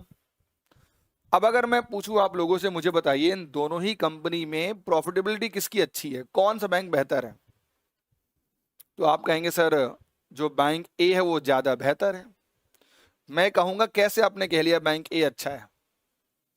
तो डिपेंड करता है ना, आपको क्या सारे डेटा दिए गए हैं, क्या पता कंपनी ए का जो डेट था, उधार था, है ना, वो सपोज मान लो 50 करोड़ का था, यानी इसका प्रॉफिट कितना हुआ एक्चुअल में 50 करोड़, और इनका जो उधार था वो 10 करोड़ था, इसका जो डेट था इसको कितना हुआ 70 करोड़ हो गया। तो प्रॉफिटेबिलिटी तो ज्यादा अच्छी मॉडल कंपनी बी की हो गई। तो basically when we talk about the profitability, मतलब एक मेजरमेंट है आपकी एफिशिएंसी का, आप कितने बेहतर हैं, यानी आपकी एफिशिएंसी क्या है टू प्रॉफिट जनरेट करने को, हम उसे कहते हैं प्रॉफिटेबिलिटी कहते हैं।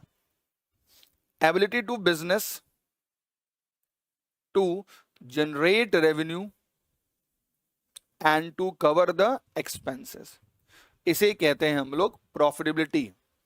जस्ट प्रॉफिट इसका एक पार्ट है। प्रॉफिट बेसिकली क्या होता है, हमने 100 रुपए खर्च किए, हमको 200 मिल गए, हमने कहा 100 रुपए मेरा प्रॉफिट हो गया। But when you talk about the profitability, तो वो रियल इमेज दिखाती है, आपका रिटर्न ऑन इक्विटी कैसा है, आपका लेवरेज रेशियो क्या है, आपका डेथ रेशियो क्या है, ये सब कुछ चेक किया जाता है। ठीक है, नाउ व्हाट इज प्रॉफिट? तो मैंने कहा जो भी आपका रेवेन्यू है उसमें से आपने कॉस्टिंग को माइनस कर दिया, आपने ये निकल के आ गया आपका which is called revenue. Now when we talk about profitability, ये क्या कहता है, यानी आपकी एबिलिटी बिजनेस में हम कैसे प्रॉफिट को जनरेट करें, यानी कि हम एक क्वांटिक वैल्यू नहीं है ये, जैसे हम काउंट कर पाए, हम इसे देख पाए, हम उसे निकाल नहीं पाएंगे। चलिए, दुनिया में कुछ लोगों का मानना है कि जो टॉप लाइन होती है, देखिए होता है कि ना बिजनेस में कुछ लाइंस होती हैं, सबसे पहले हम जनरेट क्या करते हैं, ग्रॉस प्रॉफिट, फिर ऑपरेटिंग प्रॉफिट, फिर वो धीरे धीरे चलता रहता है। कुछ लोगों का मानना है कि जो हमारी टॉप लाइन है, एक्चुअल में हमारा जो ग्रॉस प्रॉफिट हुआ वो कितना हुआ, हमारा एक्चुअल में जो ग्रॉस प्रॉफिट है वो कितना हुआ, ग्रॉस सेल हमारा कितना हुआ। कुछ लोग उस पर बिलीव करते हैं। कुछ लोग का ये कहना है कि नहीं, आपका सब कुछ करने के बाद जो हाथ में आया है, जिसको हम लोग कहते हैं बॉटम लाइन, वो कितना है। तो ये नजरिया का है। जैसे मैंने कहा कि मेरी सैलरी हर महीने 2 लाख रुपए आती है, अब इसमें मेरा कृपया के कुछ ईएमआई जा रही है, कुछ हमारे टैक्सेस जा रहे हैं, हमारा इतना तो कट जाता है। तो हमने कहा मेरे हाथ में बचता कितना है, तो हमने हाथ में बचता है 130 है। तो हम कहते हैं हमारा तो सारा यही पैसा है ना मंथली। पर कुछ लोग मानते हैं कि भाई आपने जो ईएमआई दी है वो भी तो आप ही कंज्यूम कर रहे हैं ना, घर तो आप ही रह रहे हो, कार में तो आप ही रह रहे हो। तो ये नजरिया है कुछ लोगों का, कैसा कैसा है, ठीक है। कुछ लोग मानते हैं कि बिफोर टैक्स और अदर एक्सपेंसेस मतलब ग्रॉस पर ध्यान देते हैं, और कुछ लोगों का मानना है कि सब कुछ पे करें और हाथ में कितना बच रहा है उस पर मानते हैं, ठीक है। चलिए अब देखिए जरा ध्यान से, जब भी हम बात करते हैं बिजनेस लाइन को लेकर, तो अगर मेरे पास आ रहा है रेवेन्यू, सबसे पहले क्या आ रहा है, ग्रॉस प्रॉफिट, टॉप लाइन। फिर क्या आ रहा होगा, ऑपरेटिंग प्रॉफिट, सेकेंड लाइन। फिर क्या आ रहा होगा, नेट प्रॉफिट, तीसरी लाइन। यानी कि जब भी हम बात करते हैं प्रॉफिटेबिलिटी की, तो जो फर्स्ट लेवल होता है उसे हम कहते हैं क्या, विच इज कॉल्ड ग्रॉस प्रॉफिट। और अगर हम उसमें से हमने सेल माइनस कर दिया, sale minus cost of goods sold, अभी फॉर्मूला दिखाऊंगा आपको, यानी आपका जो भी सेल हुआ उसमें से अगर आपने cost of goods sold minus कर दिया, तो जो आया आपका वही होता है आपका जीपी पहला लाइन। फिर आपने इसी में से आगे चलकर ऑपरेटिंग एक्सपेंसेस को माइनस कर दिया, ये आपका होता है ओपी दूसरी लाइन। और इसी ओपी में से आपने सरकार के कुछ टैक्सेस है ना, एक्सपेंसेस, डेट उधार माइनस कर दिया है ना, तो वो आपका होता है एनपी, और इसे हम कहते हैं आपका तीसरा लाइन। ये 3 पॉइंट्स होते हैं, वही कहते हैं कि सबसे पहले gross profit, top line, then OP which is called, उसके नीचे सबसे लास्ट में क्या होता है, एनपी। तो कभी कभी नेट प्रॉफिट नहीं लिखेगा, लिख देगा बॉटम लाइन क्या है कंपनी का, इसे कहते हैं हम लोग बॉटम लाइन। आइए जरा फॉर्मूले को समझते हैं। देखिए अगर आपको निकालना है ग्रॉस प्रॉफिट जो पहला है, तो हम कैसे निकालेंगे सर, जो भी आपका सेल है उसमें से आप कॉस्ट ऑफ गुड्स सोल्ड को माइनस कर दीजिए, और आपका आ गया जीपी। ये बेसिकली बताता है कि मेरे पास क्या हम इफिशिएंट हैं उत्पादन करने के लिए। ऐसा तो नहीं 100 रुपए का सामान बेचे हैं और 100 रुपए ही हमारी लागत हो गई, तो बिजनेस क्या कर रहे हैं। नाउ दूसरा, इसको हम लोग ओपी भी कहते हैं, इसको हम लोग इबिट भी कहते हैं, अर्निंग बिफोर इंटरेस्ट टैक्स भी कहते हैं।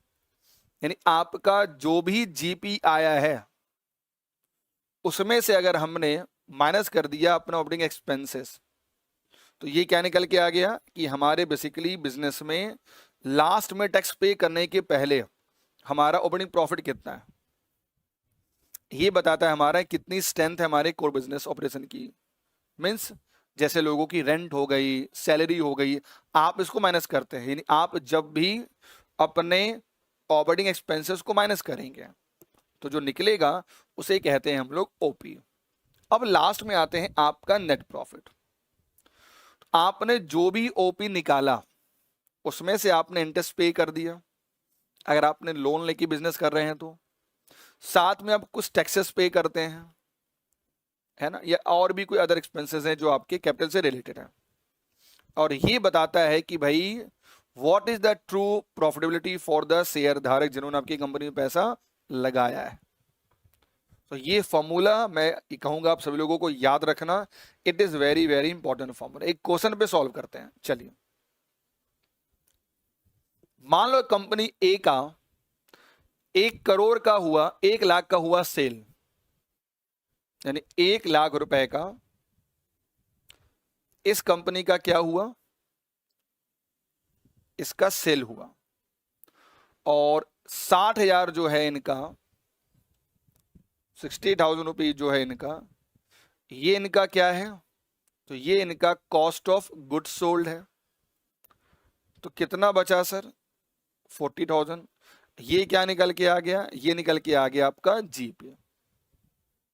ये क्या निकल के आ गया आपका जीपी। और याद रखना टू ऑल ऑफ यू, जब भी कभी, इस बार एग्जाम में भी आया हुआ है, तो अभी एग्जाम में आया था मई में, जब भी आपको निकालना हो ग्रॉस प्रॉफिट मार्जिन या कोई भी मार्जिन निकालना हो, तो हमेशा याद रखिएगा टू ऑल ऑफ यू, जब भी निकालना हो मार्जिन तो बेस हमेशा सेल होता है।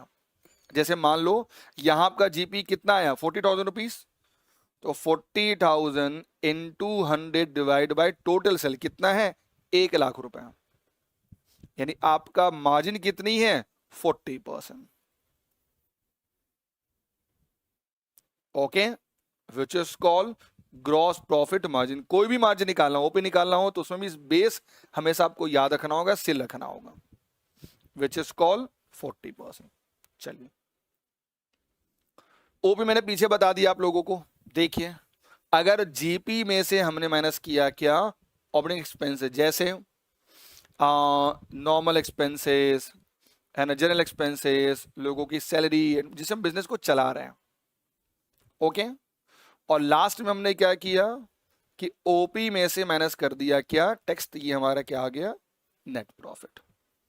ये था हमारा चैप्टर का पहला फॉर्मूला सेट। चलिए, एक बहुत ही आसान सा क्वेश्चन आपको मैं देता हूं, जरा इसको सॉल्व करिए सभी लोग, देखिए जरा कौन सॉल्व कर पाता। एकदम आसान सा क्वेश्चन एग्जाम में आ सकता है, ये 2 मार्क्स का क्वेश्चन है। चलिए, ये 2 मार्क्स का क्वेश्चन है, जरा ट्राई करिए, 1 मिनट लीजिए सॉल्व करिए, 1 मिनट लीजिए सॉल्व करिए।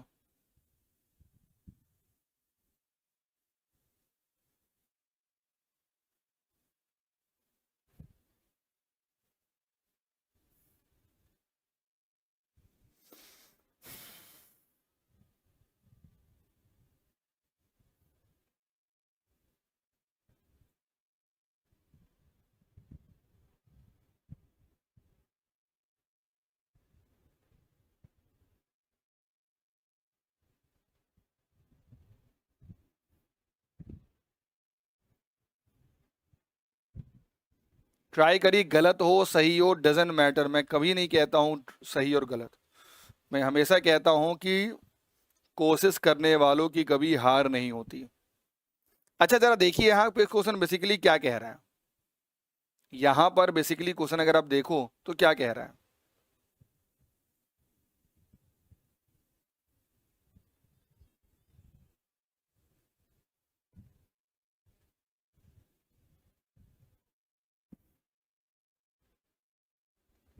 यहां पे क्या कह रहा है अगर गौर से देखिए, सबसे पहले कहता है एक कंपनी का जो ऑपरेटिंग प्रॉफिट मार्जिन है ना वो 15% है, और इनका जो ऑपरेटिंग एक्सपेंसेस है वो दिया है $450,000, और टोटल सेल जो है वो दिया है आपका इकाई दहाई सैकड़ा हजार 10 लाख 30 लाख दिया हुआ है, और कह रहा है बताइए कि हमारा ग्रॉस प्रॉफिट क्या है। अच्छा, मुझे अगर जीपी निकालना है तो मुझे फॉर्मूला क्या होता है कि sale minus cost of good sold.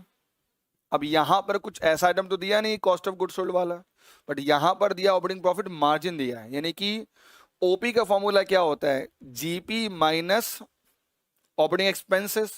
अगर हमने किसी तरीके से ओपी निकाल लिया तो हम निकाल सकते हैं बहुत इजी से। चलिए देखिए, सबसे पहले फॉर्मूला क्या कहता है मार्जिन का, ओपी मार्जिन बराबर फॉर्मूला होता है operating profit divide by total sale into 100 होता है। चलिए, ये आपका हो गया 15%, यानी कि ओपी डिवाइड बाय कितना हो गया 3 लाख टोटल से नीचे। मैंने कहा ना हमेशा मार्जिन जब भी होगा निकालना आपको तो याद रखना बेस होता है सेल में। तो हम ये कह सकते हैं कि ओपी बराबर कितना हो गया विच इज कॉल 45 4,50,000, बस ये निकल के आ गया। अगर ओपी निकल के आ गया, जीपी हमको निकालना है और क्वेश्चन में एक्सपेंसेस दिया हुआ है, फॉर्मूला पुट कर दीजिए ना, ओपी बराबर जीपी माइनस ऑपरेटिंग एक्सपेंसेस कर दीजिए, तो हम ये कह सकते हैं ना कि जीपी बराबर कितना हो गया 9 लाख रुपए। डॉलर भूल जाइए, यानी आंसर क्या हो गया डी नंबर। इसे कहते हैं प्रैक्टिस। जितना करेंगे practice to all of you, जितना करेंगे प्रैक्टिस ना उतना आपके न्यूमेरिकल स्ट्रांग होंगे, ये आप सभी लोग याद रखिएगा। चलिए, अब अगला आता है which is very very unique formula ROA। जैसे मान लो बेसिकली इसका बेसिक क्या होता है कि जरा सोचिए, आपके बैंक में आप किसी कस्टमर ने जमा किया सेविंग अकाउंट और आपने उसको ऑफर किया 2% का। अब वही कस्टमर आपके बैंक में लोन लेने आया कि मुझे लोन दे दीजिए सर, तो लोन आपने उसको पे किया 10% में कहा। अब जरा समझिएगा, यहीं से आपका जो 8% है ना, ये जनरेट हो गया आपका प्रॉफिट। ठीक है, इसी को हम लोग कहते हैं net interest income. Net interest income लोग इसी को कहते हैं, यानी कि, और हम इसी बिहार पर निकालेंगे कि मेरा हमारा जो रिटर्न है एसेट्स पर वो कितना होगा। ठीक है, तो फॉर्मूला क्या होता है जरा समझिएगा। अब जरा इमेजिन करिए, अगर मान लो मैंने ये कहा कि 2% को अगर मैं कर दूं, मान लो 1% कर दूं, यानी कि आपने 10 दिया, 10 लिया और 1 दिया, तो आपका एनआई कितना हो गया 9%। अगर मैं इसी दो को कर दूं 4%, यानी आपने 4 दिया और 10 लिया, तो कितना हो गया एनआई आपका 6%। यानी कि हम ये कह सकते हैं कि आपका जो नेट इंटरेस्ट इनकम होगा वो बेस किस पर होगा, वो बेस होगा आपका कितना है इंटरेस्ट रेट का स्प्रेड कितना है। तो इसका फॉर्मूला क्या होता है जरा समझिए। आप कितना रिसीव कर रहे हैं ऑन एवरेज, और कितना आप ऑन एवरेज पे कर रहे हैं, पॉइंट नंबर 1। दूसरा, आपने कितना इंटरेस्ट रिसीव किया सभी प्रकार के एसेट्स पर, कितना आपने पे किया सभी प्रकार की लायबिलिटी पर, आपने कितना इंटरेस्ट अर्न किया सिक्योरिटीज पर या लोन पर, आपने कितना इंटरेस्ट पे किया अपने डिपॉजिट्स पर और बोरोइंग पर। तो ये आपका फॉर्मूला निकल के आ गया, जो मैंने ऊपर आसान तरीके से आप लोगों को बताया। तो एग्जाम में इस यहां से क्वेश्चन आपको देखने को मिलता है टू ऑल ऑफ यू।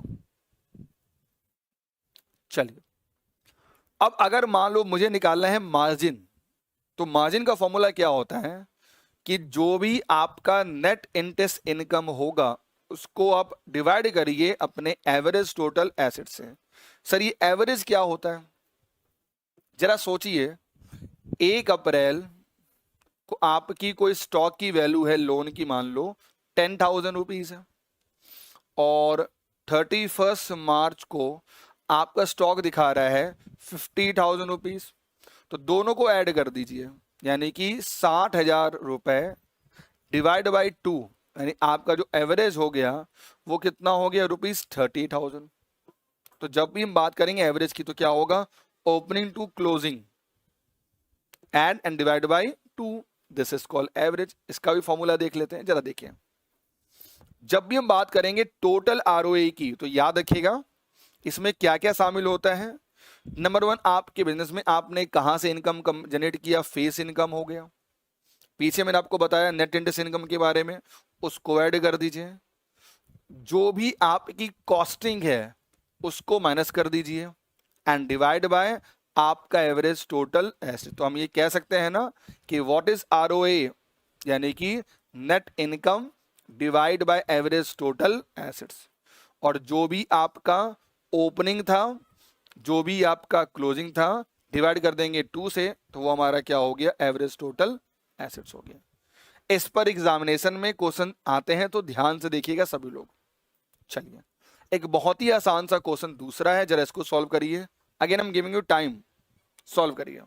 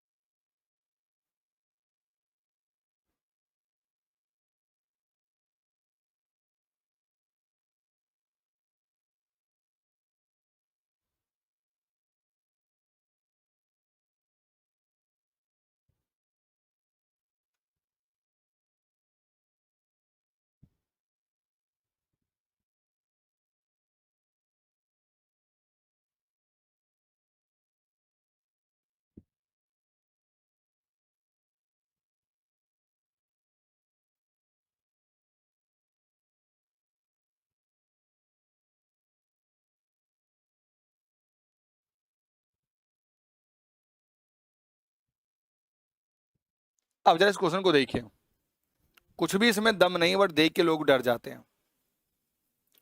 क्या निकालना है इसमें? आरओए निकालना है, जरा देख निकालते हैं। फी इनकम कितनी है? 18 करोड़ है।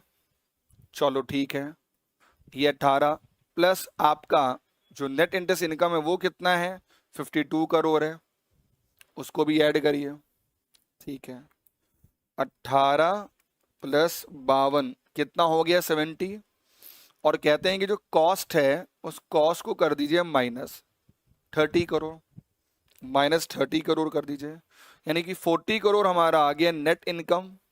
और यहाँ देखो ऑलरेडी एवरेज दिया हुआ है 800 करोड़, यानी कि 400 डिवाइड बाय 800 कर दो, डिवाइड बाय 800 कर दो, यानी आ गया 0.05% इंटू 100, यानी आ गया विच इज कॉल्ड 5%।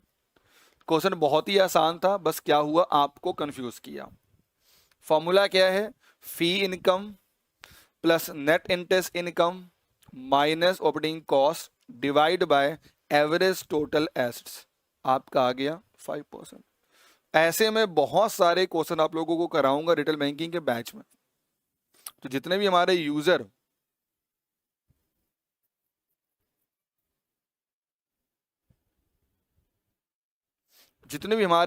जो सेशन को देख रहे हैं, जो आगे देखेंगे, मैं हमेशा कहता हूं ना, एक प्लान खरीदिए जिसका नाम है JIB का सुपर इली प्लान, और आपको सारा एक्सेस मिल जाएगा।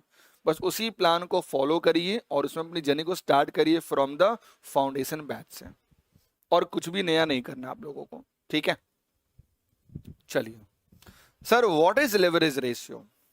अगर मैं कहूं इसको आसान शब्दों में, तो मेरे अकाउंट में 1 लाख रुपए है और मुझे आपको देना है 5 लाख रुपए, यानी मैं कहूंगा कि मेरी जो पेइंग कैपेसिटी है वो बेसिकली कम है। तो इसी को हम कहते हैं लेवरेज रेशियो।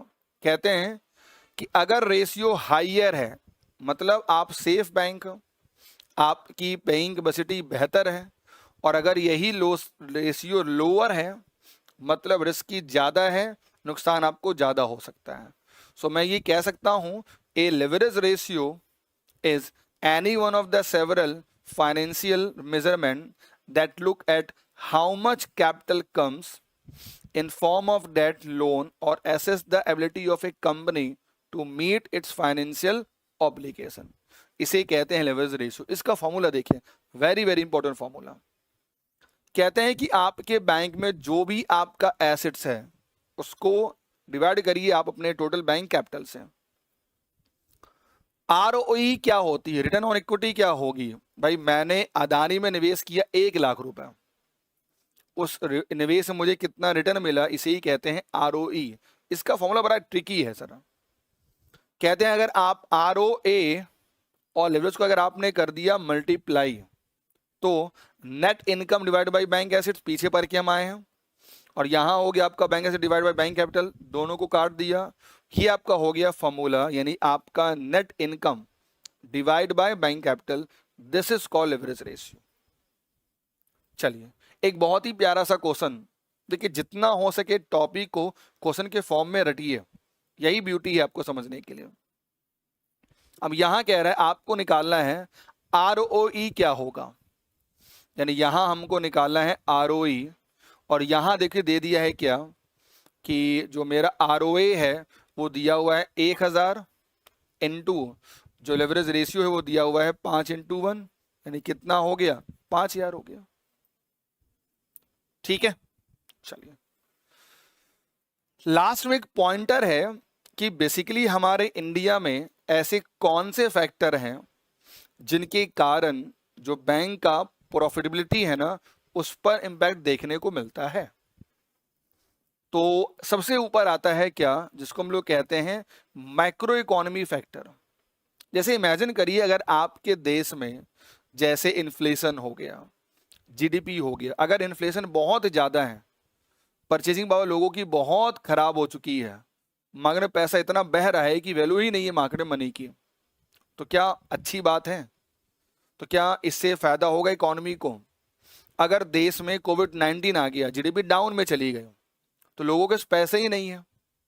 यही पैसे का नेचर है, ज्यादा हो गया तो इन्फ्लेशन, कम हो गया तो डिफ्लेशन।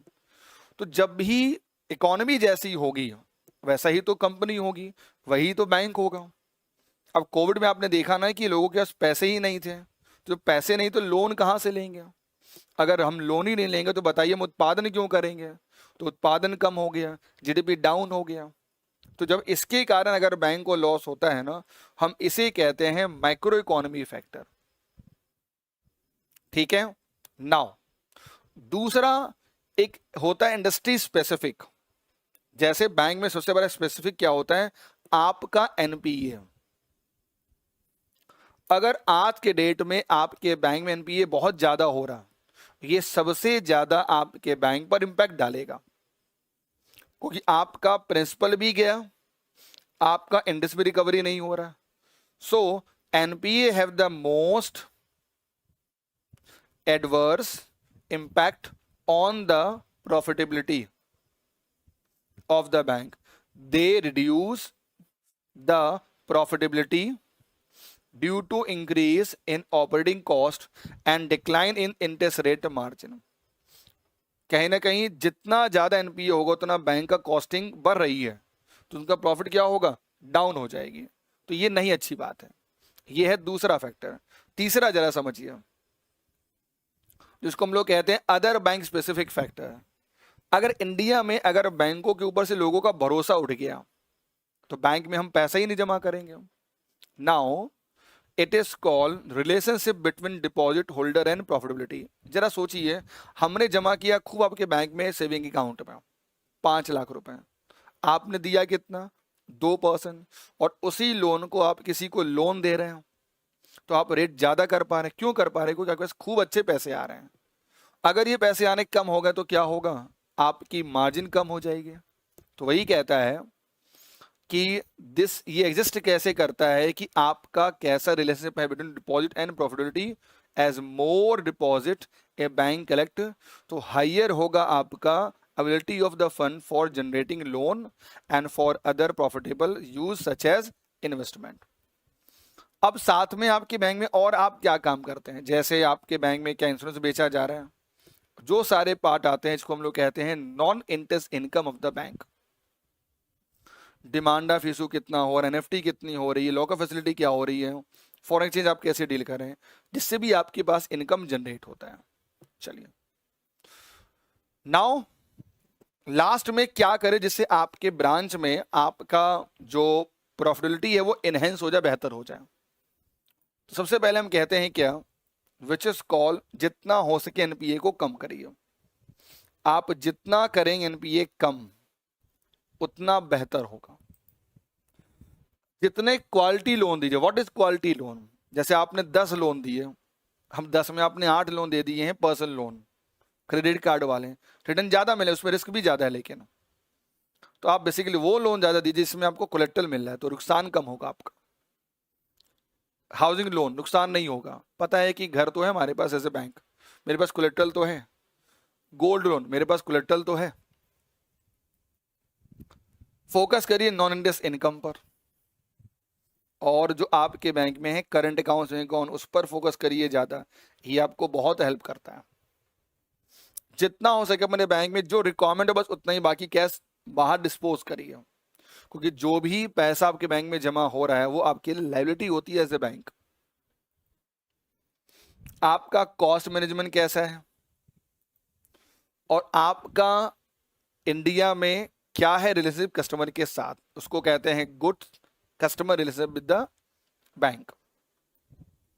और एक मेरा फेवरेट इसमें आप लोगों में आप लोग फील करिएगा, आपके ब्रांचेड साहब भाई साहब कैसे हैं। अब मैं गया आपके ब्रांच में और आपने कहा सर दोपहर में लंच टाइम क्यों आ गए सर, लीजिए, ना गुड मॉर्निंग ना गुड आफ्टरनून, और आपने दुख दे दिया। तो what I prefer to the other person, क्या मैं प्रीफर करूंगा दूसरे पर्सन को? Never be. Never prefer to other person की to take the loan from the bank, never be do that. चलिए, सक्सेस ऑफ एनी ऑर्गेनाइजेशन ये totally depend करता है मोस्टली अपॉन द आपका एटीट्यूड कैसा है of the workforce in fulfil there responsibility, and the attitude of the management is rewarding and honoring sincere an honest employ. ठीक है ना जी, चलिए ये था हमारा रिवीजन इस चैप्टर के कॉन्सेप्ट को समझने के लिए। अब करते हैं जरा थोड़ा सा प्रैक्टिस अगेन।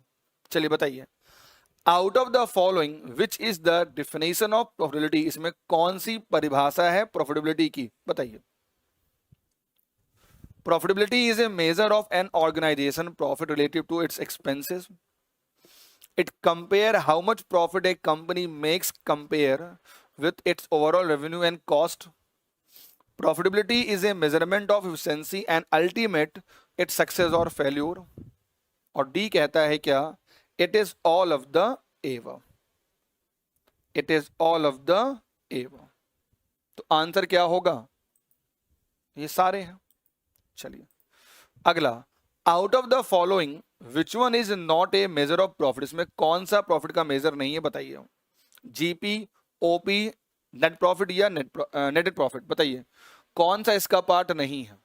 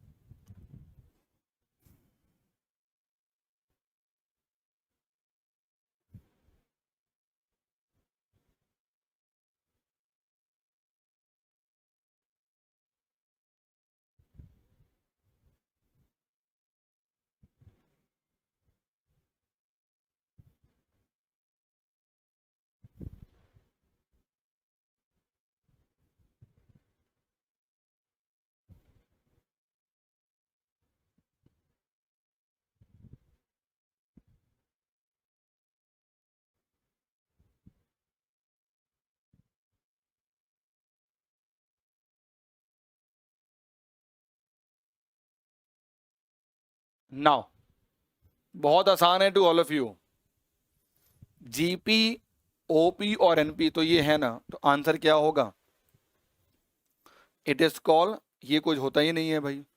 चलिए इसमें से बताना है कि कौन सा स्टेटमेंट जो है वो इनकरेक्ट है। विच of the following statement is incorrect. Profit is an absolute amount where profitability is a relative one. Profitability is an absolute amount whereas profit is relative one. Profitability is a measurement of efficiency of a company in relation to size of the business, where profit is an absolute number determined by the amount of income or revenue above and beyond the cost or expenses on entity incur. D कहता है although a company can realize a profit, this does not necessarily mean that the company is profitable. So answer क्या हो गया, answer आपका हो गया B number. मैंने पीछे क्या बोला था कि कभी भी आप प्रॉफिटेबिलिटी को आप काउंट नहीं कर सकते हैं, है ना, कभी भी काउंट नहीं कर सकते हैं। सो यस, ये एक नॉट होना चाहिए और यहां पे कर दिया एब्सोल्यूट अमाउंट, कोई वैल्यू नहीं होती है। चलिए तो गाइस फाइनली ये सेशन हमारा आज होता है कंक्लूड, और जिसका नाम था 1 क्लास 1 मॉडल, और आज हम लोगों ने मॉडल ए को बहुत अच्छे से कंप्लीट रिवाइज कर लिया। तो कैसा लगा आपको सेशन, ये सीरीज आपको कैसी लग रही, हमें जरूर बताएं इसी वीडियो के नीचे कमेंट करके। तो सभी लोगों को थैंक यू जुड़ने के लिए। अगर आप इस प्लेटफॉर्म पे नए हैं तो आज ही ओलीबोर्ड जीआईबी सीआईबी को सब्सक्राइब करें, और सेशन अच्छा लगा हो तो जरूर से लाइक करें। तो मिलते हैं नेक्स्ट सेशन में और नेक्स्ट मॉडल को करते हैं कंप्लीट। तब तक के लिए goodbye, thank you, bye bye.